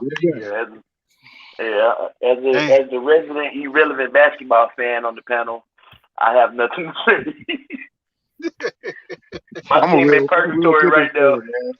Hey, check this out. It's an unexpected ending for all teams except one. You know what I'm saying? We down to the Final Four without our best player, without 3 of our top 4 players, and you know what I mean? And we still dancing. We still dance the dance. Paul George lost it for us. You know, game 2, we should hit some free throws. But hey, you know what I mean? Sometimes you the buzz, sometimes you the win here. I'm keep real. PG, I watched him last 2 games. That's something he did his thing, bro. He did his thing, bro. I knew he was gonna say that. And just like Westbrook, he can get a triple-double and still gonna be somebody that say he trash. So any nigga that say Paul George is trash ain't never dribbled the ball between their legs. So I know. Paul George is top 5 2-way player in the game. In the game, he's trash, but them braids are. No, them niggas be swooping. He got Kawhi hair dread. Them niggas be swooping, man. Man, them braids is fucking trash, bro. No, this niggas in the bay. I mean, y'all supposed to be macking out there. Y'all ain't supposed to be no hating, homie. You got them Kawhi straight backs. That nigga had minimizing and criticizing, man. That nigga Paul George head big as hell, boy. Man, I ain't into judging niggas looks and shit. I'm in judging that nigga $200 a braid with that big ass head. He got it. He got it, man. It's catering money. You know what he don't got? You know what he don't got? Nigga, them free throws. Well, that's one game. I seen Kobe miss free game winning free throws too, so it's all good. You know, niggas bounce back. He ain't gonna bounce shit. Yeah, we'll see. There's more games, man. April is so far away, but it's coming quick.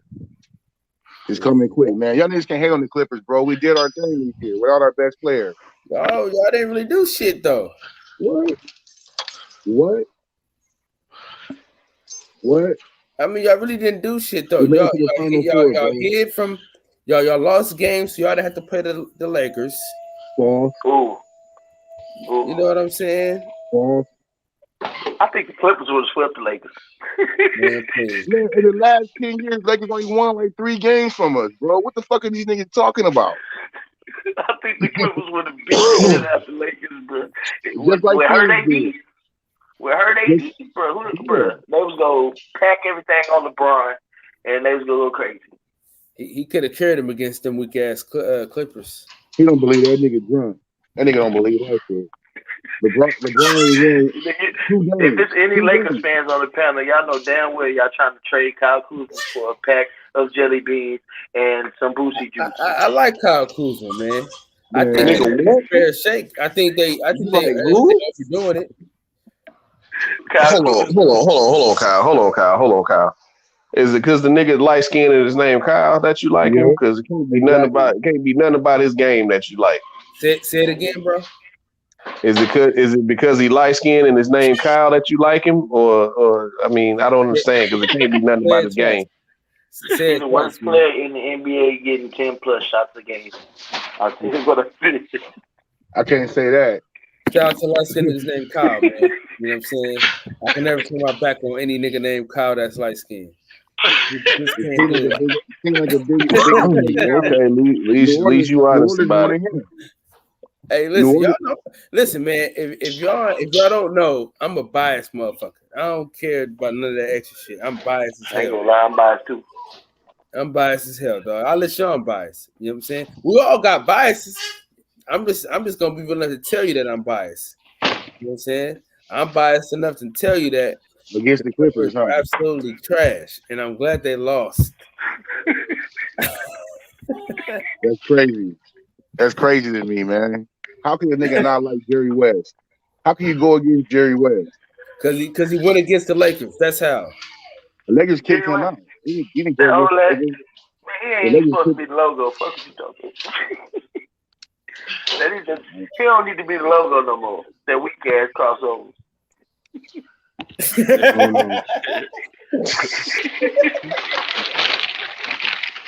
I think he's the logo because he's doing something everybody can do. Bullshit, bro. That weak ass crossover. He know he doing a one. Hold on, Birdman. Quit horsing around, Birdman. Birdman horsing around, dog. Quit horsing. Oh, he a ball boy. That boy is the Hornets. Yeah, that's bullshit. That's Lamar, y'all. The Clippers did what they're designed to do. I don't get it. What were they designed to do? Nah, I feel you, Reggie. I respect Jerry West. I was just, you know, I know. That motherfucker the puppet master. Oh man, shit. Jerry West is the greatest general manager probably in sports after Jimmy Johnson. Jerry West, nobody can ever create a better team. Man. Yeah, I was just about to say, I don't think nobody got a better opportunity talent than that motherfucker. The reason why you got to keep him as a logo is because of what he's done as a front office person. Yeah, he was that. He built up y'all know he built that Grizzlies team too, right? Hey, listen. That the only place he's not gonna win a championship in is for the LA Clippers. Everywhere else he won a championship with them. This is the only place he still might win one with them though. He is gonna win one. It's the only place he's not gonna win one, brother. Bro, that's a top 3 team in the league when healthy. We're not gonna play and disrespect them Clippers like that, bro. That shit over. When that full team is healthy, and let a Dwight Howard or somebody go over there, a good big man to come out. A healthy Laker team. All we need an athletic big man. Boys. We had him. Get a better big man come out their bench. It's over. Spurs was our athletic big man. And I'm a Spurs fan, so I hope the Lakers don't get DeMar because we gonna really be in purgatory. Hey, what pick the Spurs got this year? The spread. They did the draft lottery already? Oh, yeah, they did do the lottery. This nigga talking about here, man. It's all good. Bro, I don't keep up with, like, the draft lottery. I know what pick we got on draft day. Trust me. Yeah. Y'all might as well go ahead I watched the NFL draft. Y'all might as well let's get DeMar DeRozan for free. Y'all don't need him. Lakers better draft somebody, homie. Hey, what pick we got? What pick the Spurs got? I know it's top 10, right? Let me get my Googles. Shit, it fucking better be top 10. Let me Google it. Jerry West was in Memphis, but he brought that team to the playoffs every year, and he got good players over there, like Zach Randolph. That's what I'm saying. He built that team. Don't start that shit. Don't start that shit. Don't start that shit. If you really don't recognize the magic in Zebo's game, man, I don't know what to tell you. Bro. Y'all the 12th pick. Y'all got the 12th pick in the draft. The 12th? Yeah, y'all 12th pick. Don't start that bullshit. Why the Lakers got to get every best player? That's what I'm saying. Why the Lakers got to get every best player? Dame Lillard, man, they might go get them niggas the Olympic team. Why not? They got to feed LeBron everybody. Nobody got to do shit for LeBron, man. Those days are over with, bro. Yeah, you talking about me? So bitter as hell. So first of all, let me go ahead and put this out here. Dame Lillard ain't going no fucking where. He just signed a $270 million deal. That ain't going nowhere. He ain't going no fucking where. That don't mean nothing. If he want to leave, he'll go. They trade them contracts. Man, who finna eat that contract? Man, Dame would be contradicting all that shit he's been saying over the last 5 years if he leaves. They all do that shit, man. You heard what KD was saying before he went to Golden State. Man, KD nickname is I love KD and we gonna keep it a book, but that motherfucker is the weirdest superstar of all time. Ain't no telling what that motherfucker. He probably listening to us right now. He probably listening to us right now. I'm about to make a post and talk shit about me because I just called him weird.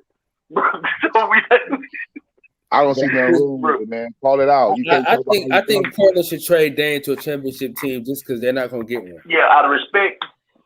Yeah, just out of respect, man. Just go ahead. Everything he did for him. They give this nigga $200 million. How about he win a championship with his team? I mean, it's kind of hard to win a team when you got absolutely no one. You talking about Paul George, ass. McCollum ain't nobody. I'm about to say, Blazers got a decent team, man. They had McCollum, Nurkic, what's his name? They had Cancer. They had Melo. Man, they had a decent team, bro. Dame time ain't always Dame time. That's the internet making y'all niggas believe that shit. Nigga hit a couple. Deuce. Dame time ain't always Dame time. Hell no, fuck this. I ain't doing this with you tonight. Nah, I am not doing this with you tonight, bro. No, I'm not. Nope. Look at his playoff record. Nope. I ain't doing nigga like 12 and 56. Not tonight. Not tonight. Okay. I ain't falling for your shit tonight, Deuce. Fuck you. Not tonight. Don't fuck me. Fuck with me. Hell no, I ain't fucking with you tonight. Yeah, I ain't fucking with you tonight, dog. Brother, the Blazers was just in the Western Conference Finals like 2 years ago, man. And every other time they got swept out the damn playoffs. He dropping 50 and 60 points on niggas' heads, nigga. So what? Go up to the party. He didn't score 100 points. So it don't matter. Yeah, hey, he made the free throws though. Well, to be fair, bro, Dan came up in the West with. Think about his early career, bro. Them early Spurs teams, them later teams, and they playing them. But he the did early of that Golden State. So he always had the shit of the pick of the litter. I remember when Dave Lillard got swept by Rondo and AD. I don't want to hear that shit about. And they're champions right now. You talking about New Orleans? Yeah, when the Pelicans swept his ass. I don't want to hear that. It was Rondo. Nobody else showed up. That's when they started calling Rondo playoff Rondo. Drew Holiday was on that team too now. So yeah, no, I'm saying he had a good man. Listen, Damian Lillard didn't have a fucking soul on that team with him, bro. You crazy, bro. Cut the shit, man. See. But wasn't he Dame time though? I ain't arguing with you. Hey, we talking about MMA tonight, man. It's Thursday, man. Matter of fact, it's 2 a.m. It's time for me to go to sleep. I got it. My daughter just woke up. Bro, it's 2 a.m., bro. It's 4 o'clock where I'm at. Where the fuck y'all at? Cali, homie. Wild West. Oh shit, I'm in Texas. Oh, you out there with Eli and the Cowboys? Yeah, I'm a Cowboys fan. Yeah, for life. Yeah, Cowboys for life. Yeah, for life. Get ready for With that being said, man, the who? The words MVP Dak. The number one team in the world with the most fans. Players. I can have y'all. I can have y'all. Y'all can interrupt this part of the show. Shout out to, in the words of the great philosopher Lil E, man, I want y'all to breathe air and live life. You know, it's always a treat when players meet. Thank y'all for breaking bread with me. Y'all can stay on and talk y'all shit, but I'm hasta mañana. I don't know if Cam's still here, so he can let y'all niggas in. If not, niggas is in trouble. But with that being said, man, I appreciate everybody that came through tonight, man, showing love. I apologize to DB for the stress and agony that I had caused him tonight. Man, somebody said the Pigeons. Who was that? Gump 88. The Pigeons is your team, bro. Give me a break. The Pigeons. Give me a fucking break. Is that what that was? Yeah, Pigeons. No, that's Bird game, son. Oh man, watch your mouth. Go Birds. I like to. They talking about the Eagles, right? That's a fact. Are you a Cowboy fan? Number one Cowboy fan on earth. Well, I just don't. Okay, I'm so sorry to hear that. I'll never leave you alone now. Hey, I never stop bothering you now. Oh man, you don't bother me. Hey, you just don't like winning teams, huh? You just don't like winning teams. He like choke artists. He like niggas that choke in big moments. Hey, fans respect. If you had to hop off, you could have stayed on. You a Pigeons fan? It's all good. You a Pigeons fan? Hey, we apex predators over here, son. Don't nothing fly higher than an eagle, bro. Hey, I got a question for Deuce. When the last time y'all niggas smelt the Super Bowl? Like just did one of those. When last time? 2018, bro. I swear I thought we was going to Super Bowl, man. The fucking Rams ran. I don't don't give a damn what you thought. I said when last time y'all that was our last best team, 2018. We talking about 95? We won a Super Bowl? You talking about being in it? When was the last time y'all was in one? 95. Yeah, cut the shit. All right. What team you like? Cut the shit. I don't want to hear the Patriots. No. Oh, wrong one. Nah, dude, man, he from the Bay Area, man. Put it together. What was it? The Niners or Raiders?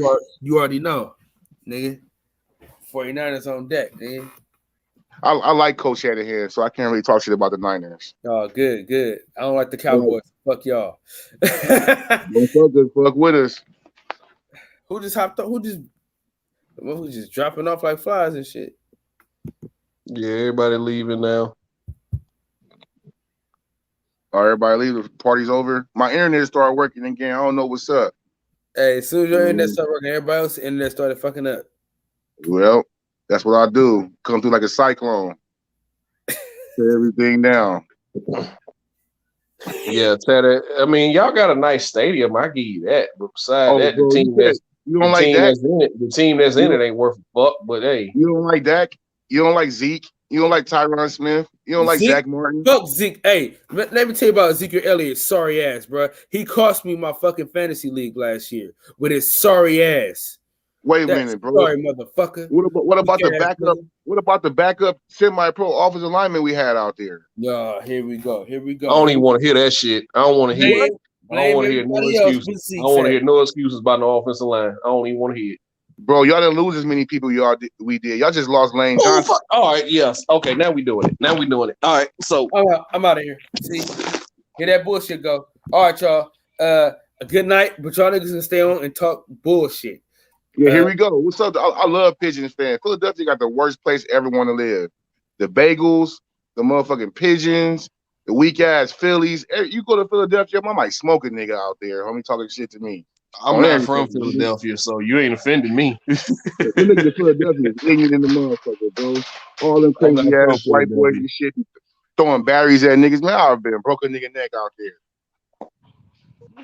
I mean, that's just because we got high expectations for our team. You know what I'm saying? But why though? You niggas only went to Super Bowl, 3 times? Philadelphia ain't never did shit. Man, listen. They just won a Super Bowl a few years ago, bro. Like 3-4 years ago. Man, Philadelphia won the original team. Philadelphia only won one fucking Super Bowl. Nigga, and y'all ain't been in one since the Lion King came out, bro. The first one. Okay. Yeah. How many? So, I mean, come on, dog. Philadelphia can't say shit, bro. How many NFC championships y'all niggas lost in a row? Like 7? How many ones y'all have been to in the past 20 years? None, bro. All right, how many times have y'all been to in the first 50? Nigga, we talking about now. We ain't talking about what happened in 1972. I know. We talking about now. Nah, quit bringing up them Roger Staubach days. It's over with. Look, Emmitt Smith gone. Leon Lett gone. Nate Newton gone. Michael Irvin gone. Dog, they not coming back. Yeah, we not coming back, bro. Quit living in the past, man. We got Zeke. Not coming back, dog. I'm living it now. I'm living it now, homie.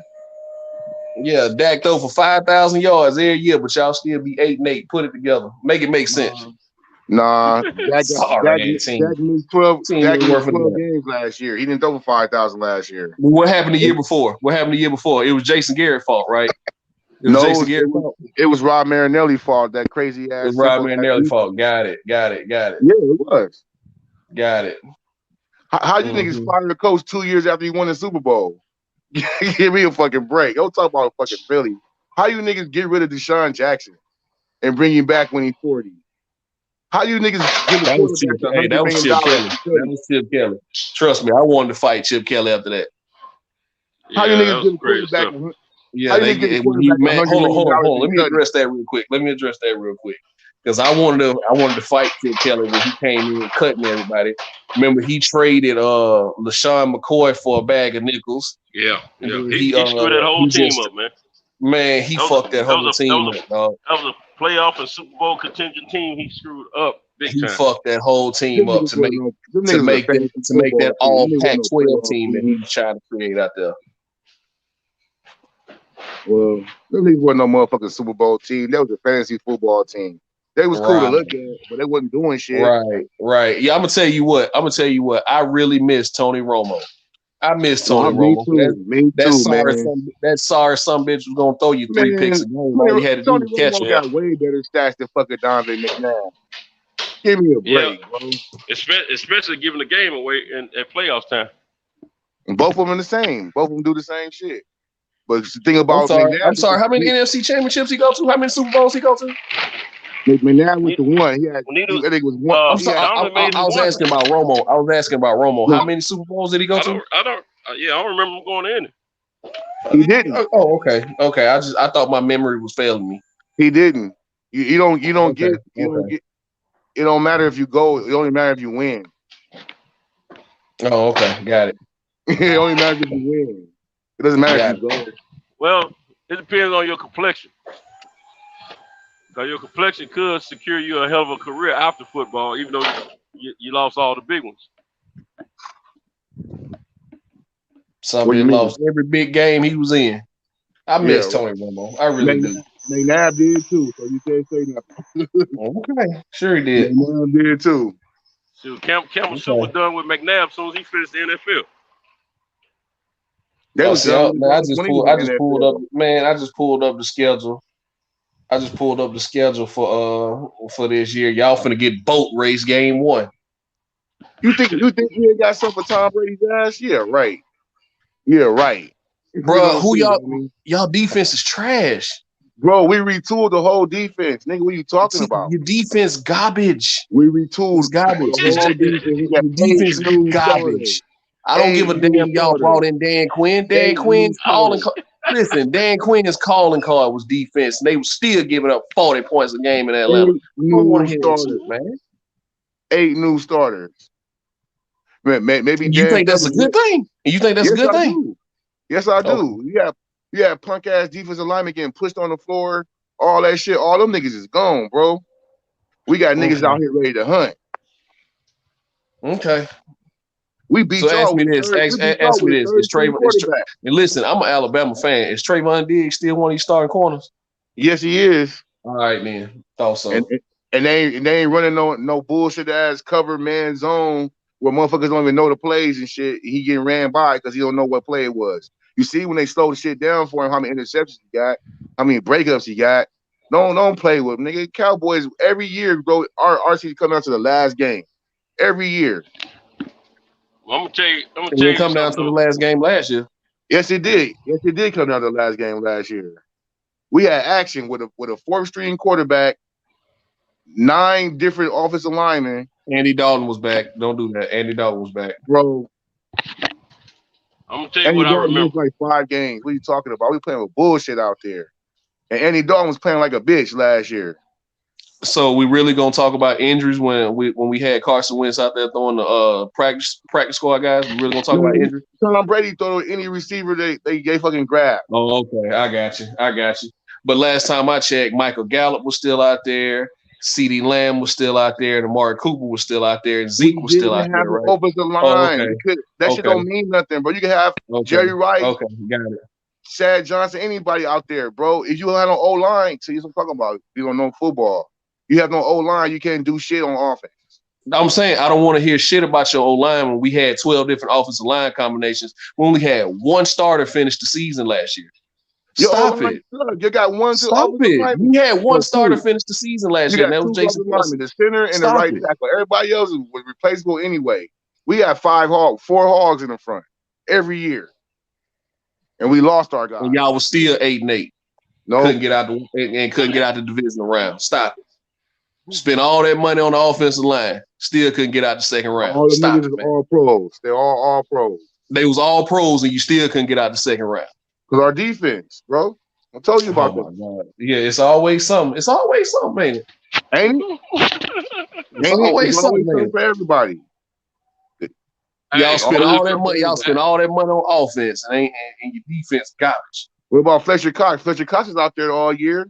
They were still giving up bombs and shit. And we led the league in sacks. So what you talking about? Y'all did? We led the league in sacks. I'm not sure about that. I'll take your word. No, we led the league in sacks. Brandon Graham, Fletcher Cox, Hargrave, Barnett, Josh Sweat. Yeah, we led the league in sacks last year. Look that shit up. The Eagles led the league in sacks. Brandon Graham's a chump. I mean, he's fake ass James Harrison. Okay, I guess that's why he made the Pro Bowl last year. Right. Is that his first Pro Bowler? He made it, didn't he? That's his first one? He made it, didn't he? Is that his first one? But he made it, though, didn't he? Ain't he been in the league 10 years? But he made it, though, didn't he? Okay. He's probably that's what I thought. He's probably that's what I thought. No, he wasn't no alternate. He got voted in. That's how they do the Pro Bowl. They vote him in. All I'm saying is behind we had second and third string offensive line starting, and we was throwing the PE teachers and physical therapists, and yet Carson Wentz still threw for 4,000 yards in 2019. So stop it. Dak had his full arsenal of weapons in 2019, and how far did he make it in the playoffs? We didn't go to the playoffs in 2019. Okay. Y'all didn't make the playoffs in 2019? Oh, that's right, because we won a division. That's right. Right, gotcha. Hey, man, I'll be 54 next month. Oh, man, man. That's a blessing. Yeah, but, man, I'm going to tell you, man, every year, man, the Cowboys have been going to the Super Bowl. The fans say that every year, man. That's what I'm laughing about. Yeah. Every year. I will say they are the most faithful fans that I know of. I mean, I was a long-time Steelers fan because we didn't have a team for many years in my hometown. And Steelers was my first team, and then San Francisco was my NFC team. Steelers was my AFC team. And, of course, you know, now we have the Titans. That's my home team, and you know we hadn't won a Super Bowl. We only been there one time, you know. But man, I'll tell you, man, it always tickled me, man, because I don't care who it is. I've been battling Dallas Cowboy fans for years. You know what I'm saying? Because you know if you like the Eagles or the 49ers or the Redskins or Pittsburgh, you cannot like the Cowboys. So it's always, every year has been, hey, we won a Super Bowl this year. I think we can do it. Now they've had some great teams, in you know, a couple of decades, you know. But man, some every year, I man, mean, every year we own deck. Yeah, what they say, every year. It just tickles me, man. But it's good to believe in your team like that. Now they will put the money out for the talent. That's one thing I will give them credit for, man. I tell everybody, but every team that's ever won a Super Bowl, that's because they've invested in the talent, man. Got the talent there. That's exactly what happened with Tampa Bay last year. They invested in that talent, and it paid off. You know, and they clicked at the right time of the season. Man, that team was so I'm gonna tell you the truth, shame the devil. That team was already built when Tom. That's why Tom Brady went there. Yeah, exactly. That team was already built. All they had to do was get them quarterback worth a damn. James Winston was gonna throw you 3 picks a game too. He'll throw you 3 touchdowns, but he gonna throw you 3 picks too, and that was the problem. That defense was already built. Levante, David, all them guys. Man, them guys was already there, man. They just add a little offensive weaponry. Had 2 Pro Bowl receivers. Sue was already there.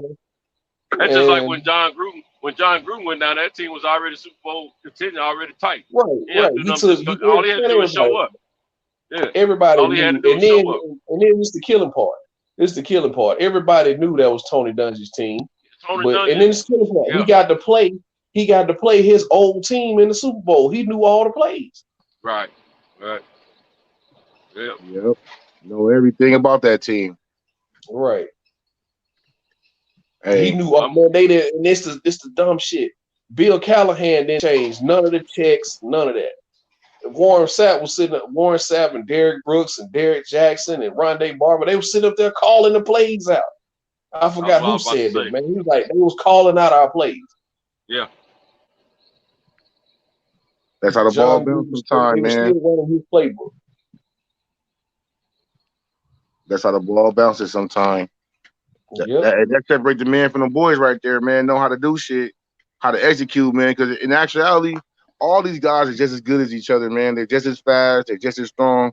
But it takes those coaches. It takes those coaches to put the people in the right place. You know what I mean, and execute that shit. But you know, you just like any other sport, you have a few that play at a little bit higher level than others. But at the same time, like you said, they all are good, or they wouldn't be in the NFL, the NBA, the MLB, or whatever. You know, if they weren't capable of playing on that level. But you know, you always gotta, you know, that's why they have like the All-Stars and Pro Bowlers and stuff like that.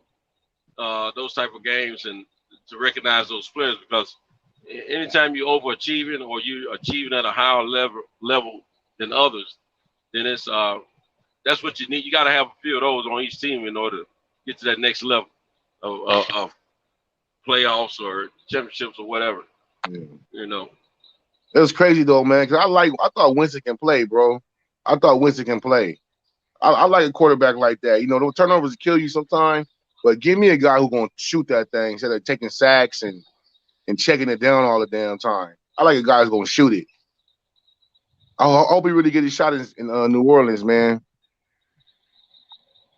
Well, he might, but what's not giving me confidence. Hold on, let me read the chat, man. We still got some guys in here.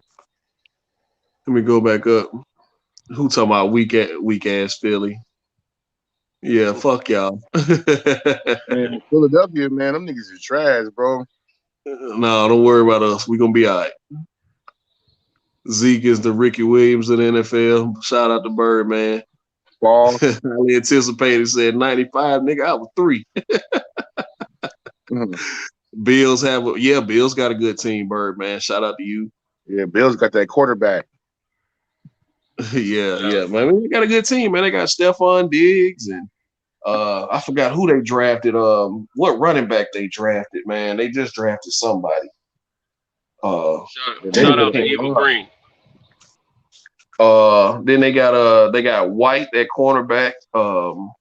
They got a good defense, man. They got a good team up there. They got something going. But I said before that draft that Josh Allen was the best quarterback, man. I said that going into that 2018 draft. This is when everybody was slobbing over Sam Darnold and Baker Mayfield. I was like, man, the 2 best quarterbacks in this draft are Josh Allen and Lamar Jackson. Yeah, it's like, no, Lamar Jackson only because of his legs. He should play receiver. I'm like, man, listen. That boy can pass the ball too, Lamar Jackson ran a pro-style offense in college. Sam Darnold was the one turning the football over all the time playing backyard football. I don't know if Lamar Jackson can read defenses or he ain't trying. So I don't know. He can throw it though. It's not that he can't. It's not that he can't read defenses. It's he's doing what they're asking him to do. Yeah, that's what I was about to say. I think he's playing. I think they have built that offense around him, so they can get the best. So they can get the best out of him. You're right about that. Greg Norman, no, he did that shit the same shit to Kaepernick, ruined his career. I was just about to say that. Greg, this is the same offense that Colin Kaepernick ran at out there in San Francisco. So this is what they're asking him to do. It's not that he can't do anything else because, like I said, he was with Bobby Petrino in college. He ran a pro-style offense in college. He is more than capable of doing it. Pro-style passing offense. He run a pro-style offense. I don't know if he can read the cover 3, man, or the trap zone. Because when they got to throw, he don't think he can read it. It's just, but it's certain throws. It's just certain throws that he can't make, man. Like those deep outs. I don't think he can do it. No, he can throw that. Know them about your quarterback. Strongest arms. Yeah, he can send it down the field. Man, it's not about your arm strength. It's your accuracy. Yeah, I know. Because Drew Brees didn't have a cannon arm, but he was accurate. He wasn't throwing no deep out though. Yes, he was. Hell no. Drew Brees throw comebacks. Drew Brees was throwing dig routes and deep outs. I ain't seen no deep outs. But all right, go back and look at that film from what I want to say 2 years ago. Sean Payton offense, bro. I know Sean Payton offense. That's who taught Tony Romo. Sean Payton. I know Sean Payton's offense. Trust me, he ain't throwing no deep out. Drew Brees wasn't throwing no deep outs. It's been getting hard for Tom Brady to throw them routes. Yeah, he ain't got the arm. You gotta have a cannon to throw a deep out, bro. Hold on. I see Birdman must be a fan of that college down there in South Alabama.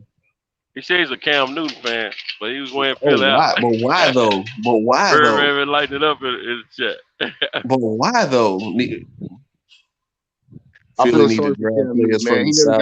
He never got the right coach to teach him how to read defenses. If he went to Andy Reid or Sean Payton or something, or one of the Shanahan's, Cam Newton could have been something special, but he never learned how to read defense. No, Cam Newton is who he is, man. He's a power thrower. He doesn't throw anything with accuracy. Everything he throws is with power. He can throw the deep ball and all that type of stuff, but when it comes to put some touch on that thing, Cam Newton can't do it, dog. He is who he is. Cam Newton was an average, outside of probably 2 or 3 years in his career, Cam Newton was an average quarterback in the NFL. He's more of a playmaker. Yeah, average quarterback, but a playmaker. Now he'd have games where he'd go 22 for 30 for 385, 3 touchdowns and no picks. But more often than not, you'd see Cam Newton having games where he'd go 11 for 32 for 179 yards, 1 TD and 3 picks. That would just be his game.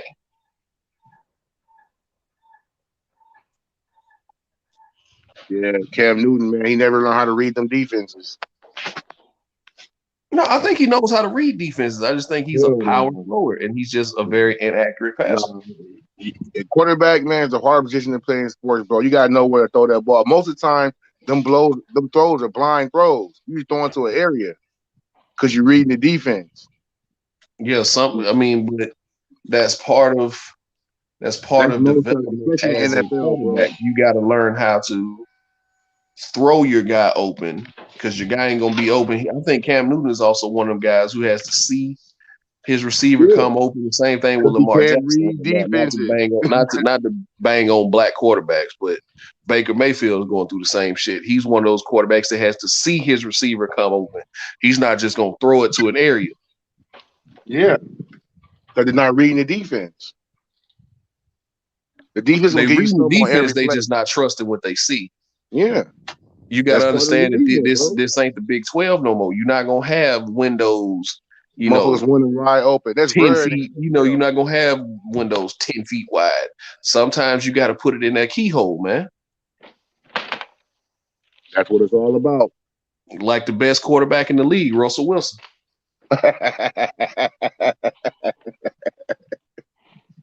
Oh my goodness! The best quarterback in the league is Patrick Mahomes. Patrick Mahomes probably will be the best quarterback ever.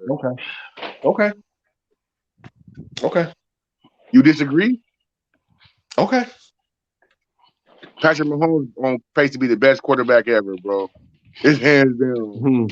Russell Wilson's not the best quarterback. It has nothing to do with that track team around him, right? That track team was there before he was there. Not all of them.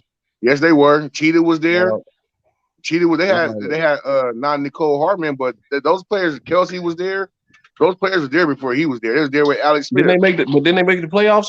Didn't they make the playoffs before he got there? When they a playoff team when he got there? Okay. Yep, with Alex Smith. Those same players. Now they winning Super Bowls, losing 2 games a year. A big difference, right? Big difference, no? You going to Super Bowls and losing 2-3 games a year? That's all I'm saying is, okay. I mean, that's fine. That's fine. To me, it's Russell Wilson because Russell Wilson kept the Seahawks relevant, kept them competitive. After the Legion of Boom left, after Marshawn Lynch left, and after they didn't pay his offensive lineman. Now they gave him all the money, but he still didn't have an offensive line. And he kept that team relevant. He kept them in the playoffs and competing every year. Now, you put Russell Wilson on that Chiefs team, I think he does the same thing. I think if you put Lamar Jackson on the Chiefs team, I think he does the same thing. I think Patrick Mahomes, where he's a great talent, he has great arm talent. I'm not denying that. I think he was more so a product of the guys around him, and we saw that in the Super Bowl when he was missing 2 offensive linemen. And those guys are dropping those passes on his ass. And those guys are catching those passes. That'll be a different game, homie. Okay. They dropped like 5-6 passes. A couple of those passes were touchdown passes they dropped. No, let's not do that. Patrick Mahomes is the best quarterback in the league, bro. Okay, if you say so. I think if you put anybody in that, I think if you put Josh Allen in that offense, he'd do the same thing. No way. I think he's good. I'm not shitting on him. I'm not saying he's trash. He's not trash. He's good. This dude threw 100 touchdowns in 2 years, man. What are you talking about? And I think if you put Deshaun Watson in that same offense with the same weapons, he'd do the same thing. That's what I was about to ask about. How y'all rate Deshaun Watson? Deshaun Watson's a baller. Yeah, certified baller. He one of the most fluent quarterbacks I've seen in quite some time. He kind of remind me of Warren Moon. I was about to say the same thing. Warren, just a smaller version. Warren had a stronger arm than him, but Deshaun Watson threw that ball everywhere. That Warren Moon, one of the more pure passing quarterbacks I've ever seen. One of the prettiest balls you'll ever see in your life. Him, Steve Young, and Dan Marino threw some of the prettiest passes I've ever seen in my life. Yeah, Dan Marino, he was a summer gun, man. Good God, yeah, man. It's amazing that he never won a Super Bowl, man. But that summer gun, man, my goodness. He was all that, man.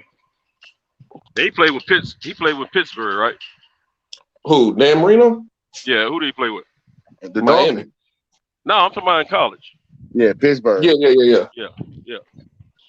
Yeah, he was on that team with what's his name? Wasn't he on that team with Dorsett? Dorsett. That's what I'm wondering. I can't remember. I'm thinking they did. And then my boy Testaverde, he came out of Miami, right? Mm-hmm. Now that's something gonna play for the school and the NFL team right there in Miami. That's something. He was a pure passer too. Yeah, Testaverde can gun it. He can gun it. I love this kid, Deshaun Watson, man. I think they're doing him dirty right now though with this case. They're trying to build. They definitely doing him dirty, and man, it's crazy. It's crazy how all that shit started coming out when the man said he went out of town. That's what I'm saying.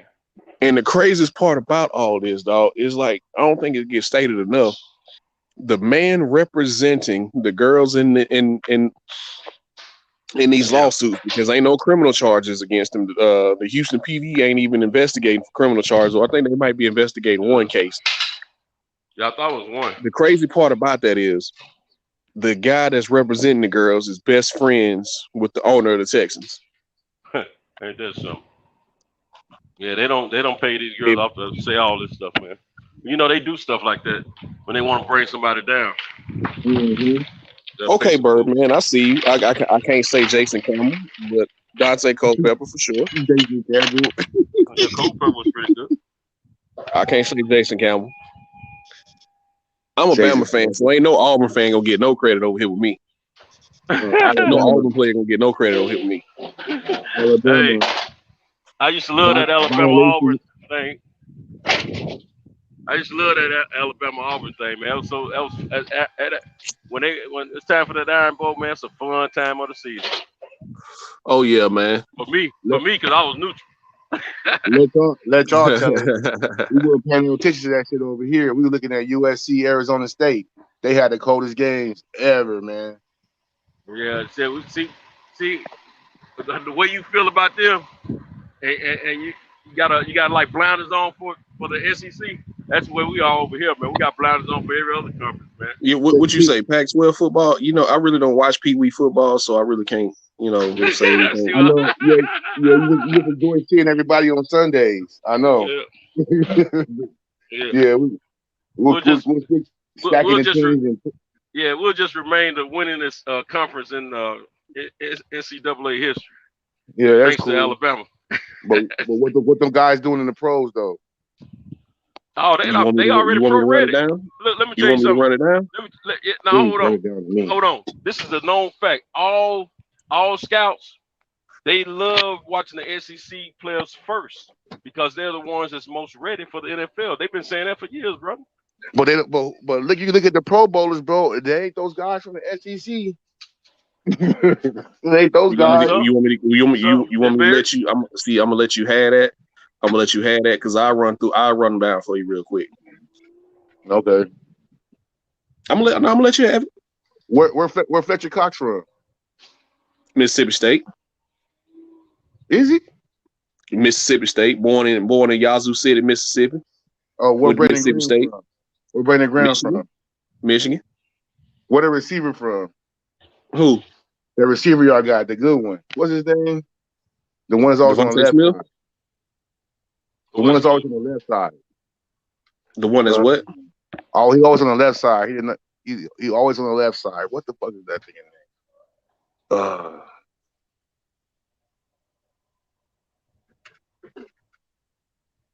Alshon. That's the nigga name. Where Alshon Jeffrey from? Yeah. South Carolina, yeah. Okay. Hey, man, Julio Jones, Alabama. Jones. Yeah. Hey, man, the SEC stronger than that. Marlon Humphrey, Alabama. Minka Fitzpatrick, Alabama. Yeah. I don't know what. Tyrann Matthew, LSU. It's a lot of SEC alumni that's Pro Bowlers, man. A lot of them. This the Valley of the Hyenas down here, dog. This is what we do. We fight and play football. Man, the whole Southeastern Conference ain't nothing but straight up football, man. Hyenas. Mm-hmm. I'm knowing. Kill or be killed. Hey, the schools, they can call us country all they want, man, but there's some ballers coming out. I'm about to say Calvin Ridley. Yeah, that's right. Eli Zachary, Calvin Ridley, AJ Green, Calvin Ridley, Roll Tide, AJ Green from Georgia. You finna have another one, Kyle Pitts from Florida.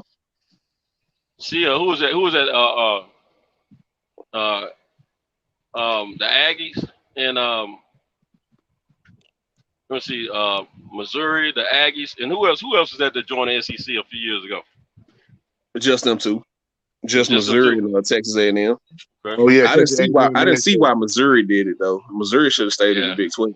Yeah, they on the Vanderbilt level. No, not Vanderbilt. Ain't nobody Vanderbilt. Vanderbilt, everybody homecoming team.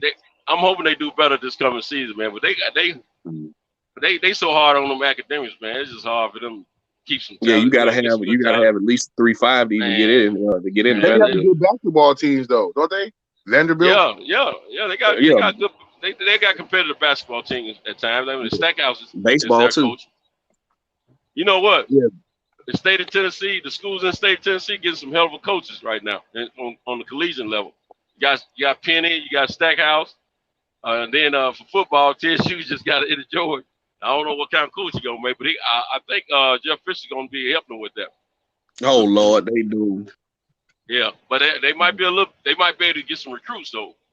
I'm hoping that it's, Man, I'm is he going out? hoping Man, he ain't gonna out recruit Dion. Well, Dion gonna be the number one recruit. Thank you, Boss Red 357, DK Metcalf from Ole Miss. Yeah, Dion. I was gonna bring him up too. I'm hoping to see the HBCUs make a turn, man, for a lot of kids to start, AJ Brown. God damn, man, he coming with the heat. Shout out to Boss Red 357 coming with the heat. What did he say? He said DK Metcalf and AJ Brown, both from Ole Miss. Yeah. You got Evan Ingram up there with the Giants. He from Ole Miss. Man, that's a long list of them, bro. I'm gonna tell you something. I want to know about the line.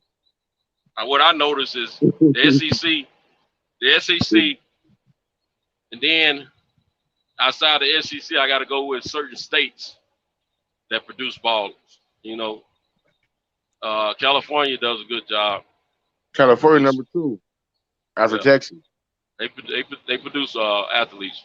Got to get into them. I'm gonna say this about Texas high school football. I'm gonna go ahead and debunk the myth about Texas high school. No, I'm gonna go ahead and debunk the myth about Texas high school football. They don't have the best athletes. They put the most money in their programs. That's all they do. They put the most money in their programs. It ain't that Texas high school football is just so much higher than everybody else because Florida has the best high school football. Yeah, Florida and Georgia two of the high. Florida and Georgia, two of the highest amount of, those are areas that really produce elite football players consistently, in my opinion. Florida, Georgia, Cali, and Ohio. Yeah. I'm going to tell you now. Alabama put them out too now. Don't get me wrong. Alabama put them out too. But now, for Florida and Georgia, oh my goodness.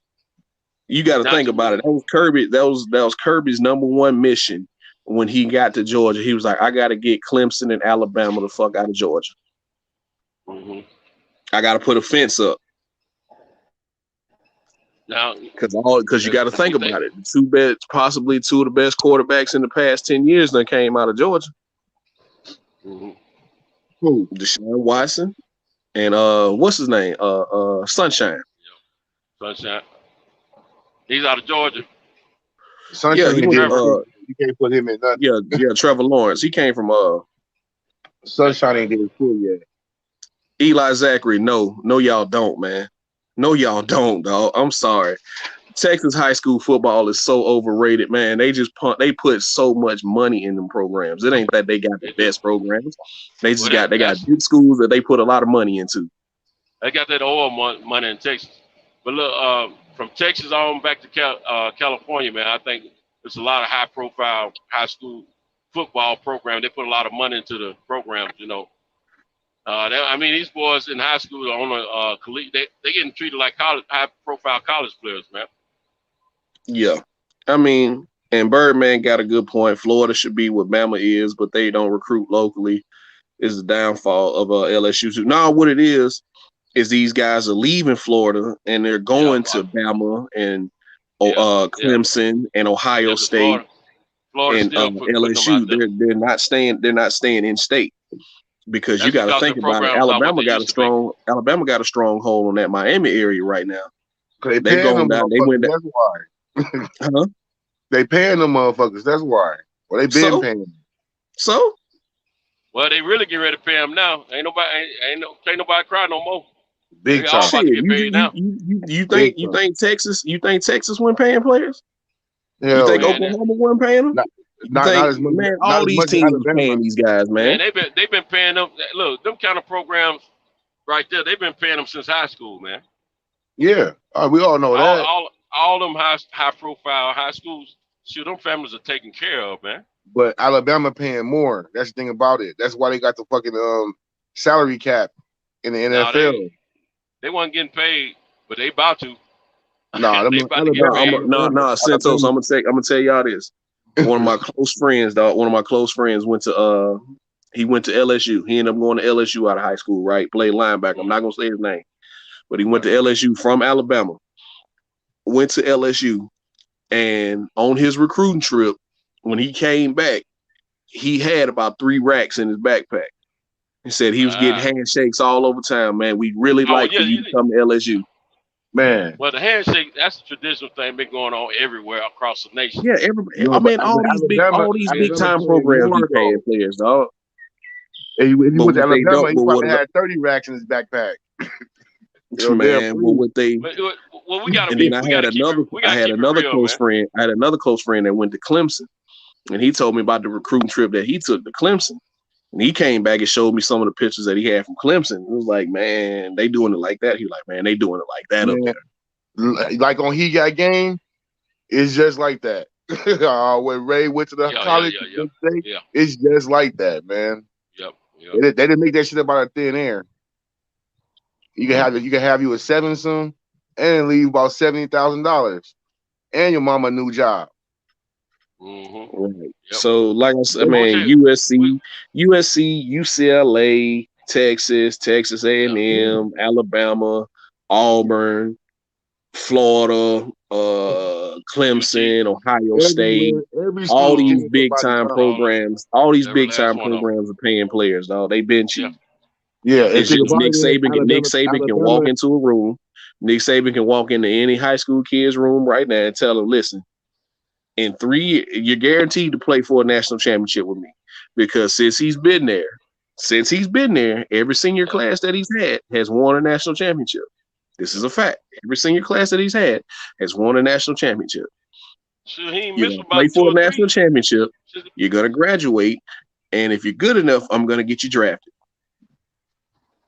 He can guarantee them 3 things, no matter which household he walk into. And it's $500,000. And the proof is in the pudding. The proof is in the pudding on national television. Right. And you're gonna play on national TV. You're gonna play on national TV every week. Don't forget about the biggest selling point that there's money up in the gear, y'all. I don't even think that's the biggest selling point. He can't talk about the biggest selling point is you're gonna play against Alabama got like 15 straight years of the number 1 draft class, bro. There's no way. Man, there's been some years screwed up out here, man. It's just terrible. Oh, you in Huntsville now? Yeah, man, on my way. It's my 565. Yeah, you in Huntsville. But no, I mean, I don't even think it's that, Deuce. It's this, since Nick Saban has been there, like I said, he can guarantee them 3 things. You're going to play for a national championship. You're going to play on TV. I'm going to get you drafted. And you're going to graduate. You can guarantee them things. And they got superstar recruits on the sideline just wait for their opportunity to play. Yeah. He got guys that's like, and I don't know if y'all saw that video of his recruiting pitch, but he was telling the kid, it's like, well, when somebody comes along and tells you that if you go to Alabama, you're not going to play, you should come here. You could possibly start. That's just them telling you that we got better players than they do. He was like, ask Marlon Humphrey how much better it made him to have to practice against Calvin Ridley and Amari Cooper every day. Right. Ask Jonathan Allen how much better it made him to have to practice against what's his name? Leatherwood and Cam Robinson. Ask them how much better it made them having to practice against them every day. And you heard Alabama players say on your resume is gonna give you stock value anyway. And you've heard players say, man, practice was a lot harder than the games. Yep. Man, all that shit sound good, bro. Them players don't give a fuck about winning no national championship. Them niggas getting paid, bro. Them niggas getting all these guys getting paid. No, don't make it just seem like it's Alabama. All of them getting paid. You got to think about this though, Deuce. The average black kid with a lot of talent, I say 70% of them come from a family that doesn't have much. You know what I'm saying? In football, yeah. Yeah, and so when they get to college, they got all of the high-end stuff that any other player has. Now, I know some of the sneakers and, equipment and stuff, they ain't paying for all that. I'm just saying, when they off the field, when they walking around and all the high-end brand name stuff, their parents ain't got money for that stuff, man. It's got to be coming from somewhere. Now, I know they might get a little money. I know they might get a little money from, when they get their little stipends or whatever, money they got to, pay for books and they got to pay their rent and all that.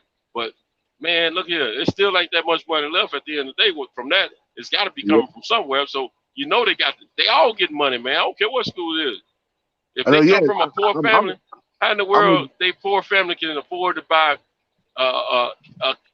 them multiple pairs of $150, $200 shoes, $200 jeans, $100 shirts. I mean, they living better than a nigga in his 40s. And Santos, I'm gonna put you on game on that, man. Yeah. Listen, take it from somebody who went to a HBCU, a little small D2 school. When the refund checks hit in July, man, I know. Man, a friend of mine, her boys, they living off that kind of money right now. You know what I'm saying? Yeah. So because you get so much money for, I mean, after your tuition and room and board been paid, right. You get, I mean, after you done bought your books, I'm telling you, I was getting $1,500, $1,800 checks, and this was at a D2 school. Yeah. Every summer. So I'm gonna go do a little shopping. Yeah. She making up boys pay their rent and stuff like that and whatever, because she's trying to do most of it by herself, and it's they being smart with their money right now, you know, but they doing all right, you know. But man, look here, even they be having some nice little gear off the field. You know what I'm saying? So, right. Man, money got to come from somewhere, man. And then I'm not disagreeing that everybody don't pay. I'm just saying Alabama and Florida, they paying more. Well, they got the biggest boost. I don't think that. I think Texas A&M and Texas shelling out more money than everybody. Nah, if they wanted to get those recruits, bro. But hold on, USC got some wealthy alumni and boosters. And we was getting, all the top players too. We still get top players. UCLA. And who has a better booster than Arkansas? Who has a better booster than Arkansas? With Jerry Jones. Nebraska. What about Nebraska? I ain't too sure about Nebraska. Well, the reason I'm saying they got my man. He probably doing something for the schools out there. What's his name? Warren Buffett. All these schools are paying, bro, but like some people make it more important than others. You know what I mean? Like I said, Alabama and what's old boy Dabo Swinney? Where he at? Clemson. Them motherfuckers they chipping dudes off right now, bro. There ain't no doubt about it. They chipping dudes off, taking care of family members and everything. That's why everybody going there. I'm not denying that. I'm not denying that, but it's also something to be said that it's a lot that go into, man, look who I just got drafted in. Look at the guys I've gotten drafted in. I've had, Nick Saban can tell any kid, I've had 30 kids drafted in the past 4 years. Yeah. That means something to these kids, dog. That means something to these. I'm telling you. I'm telling you, man, that means something.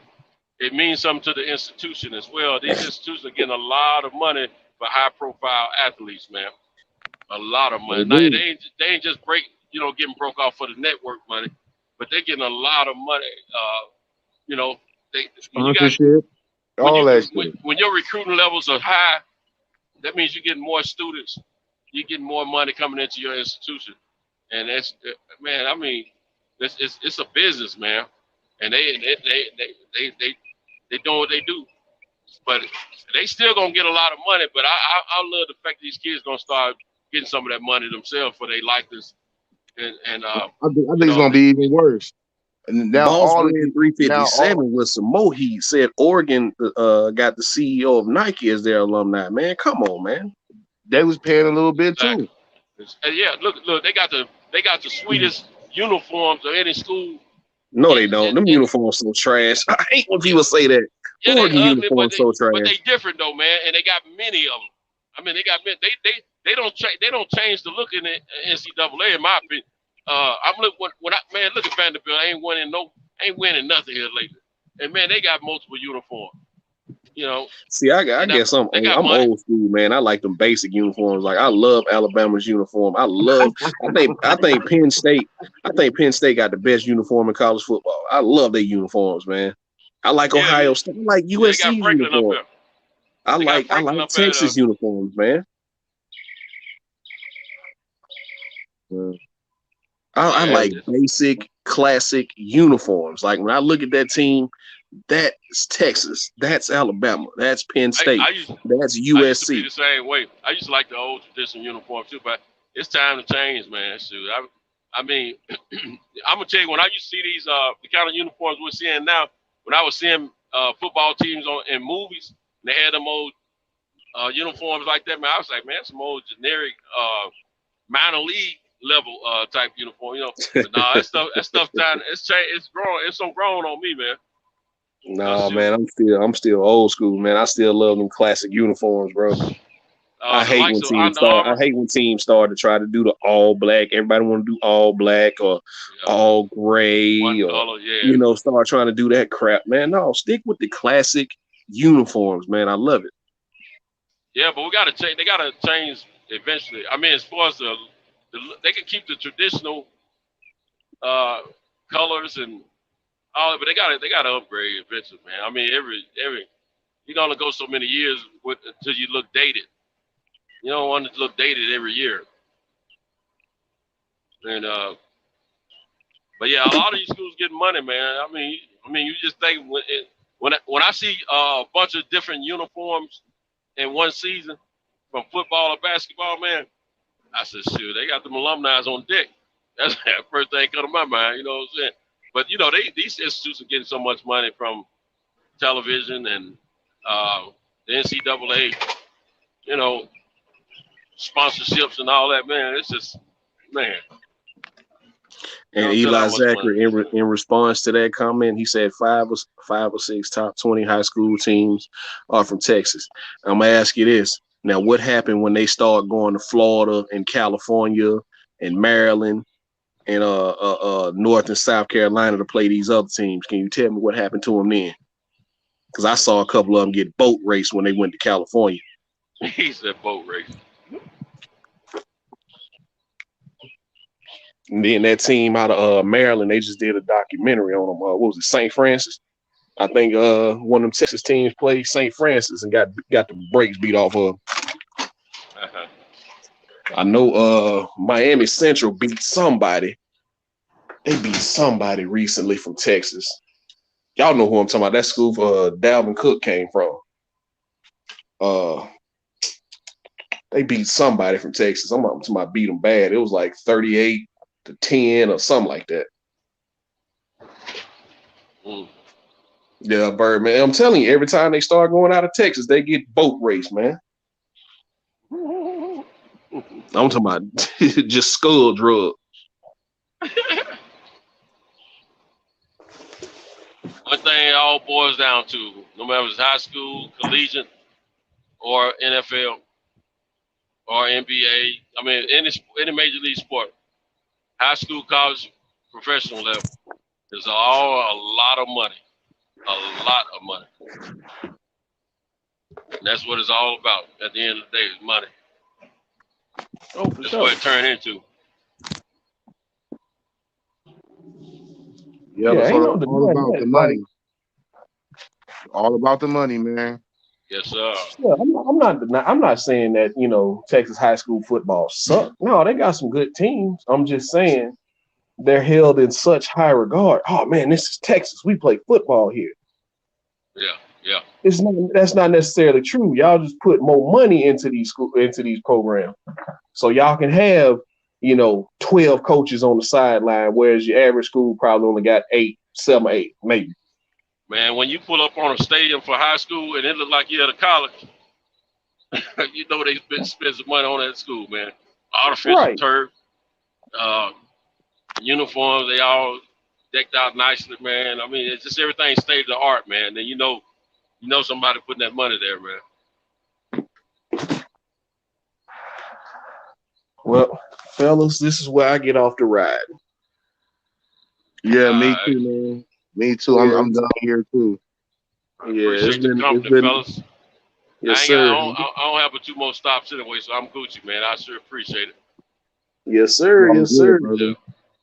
Y'all take it easy, man. I can't wait to see y'all during football season. Oh, we here. We here for the long ride, baby. Yes, sir. Yep. You have a good night. Shout out Peace, to everybody Eli, in the brother. chat Be who safe came out there, through, brother man. Eli.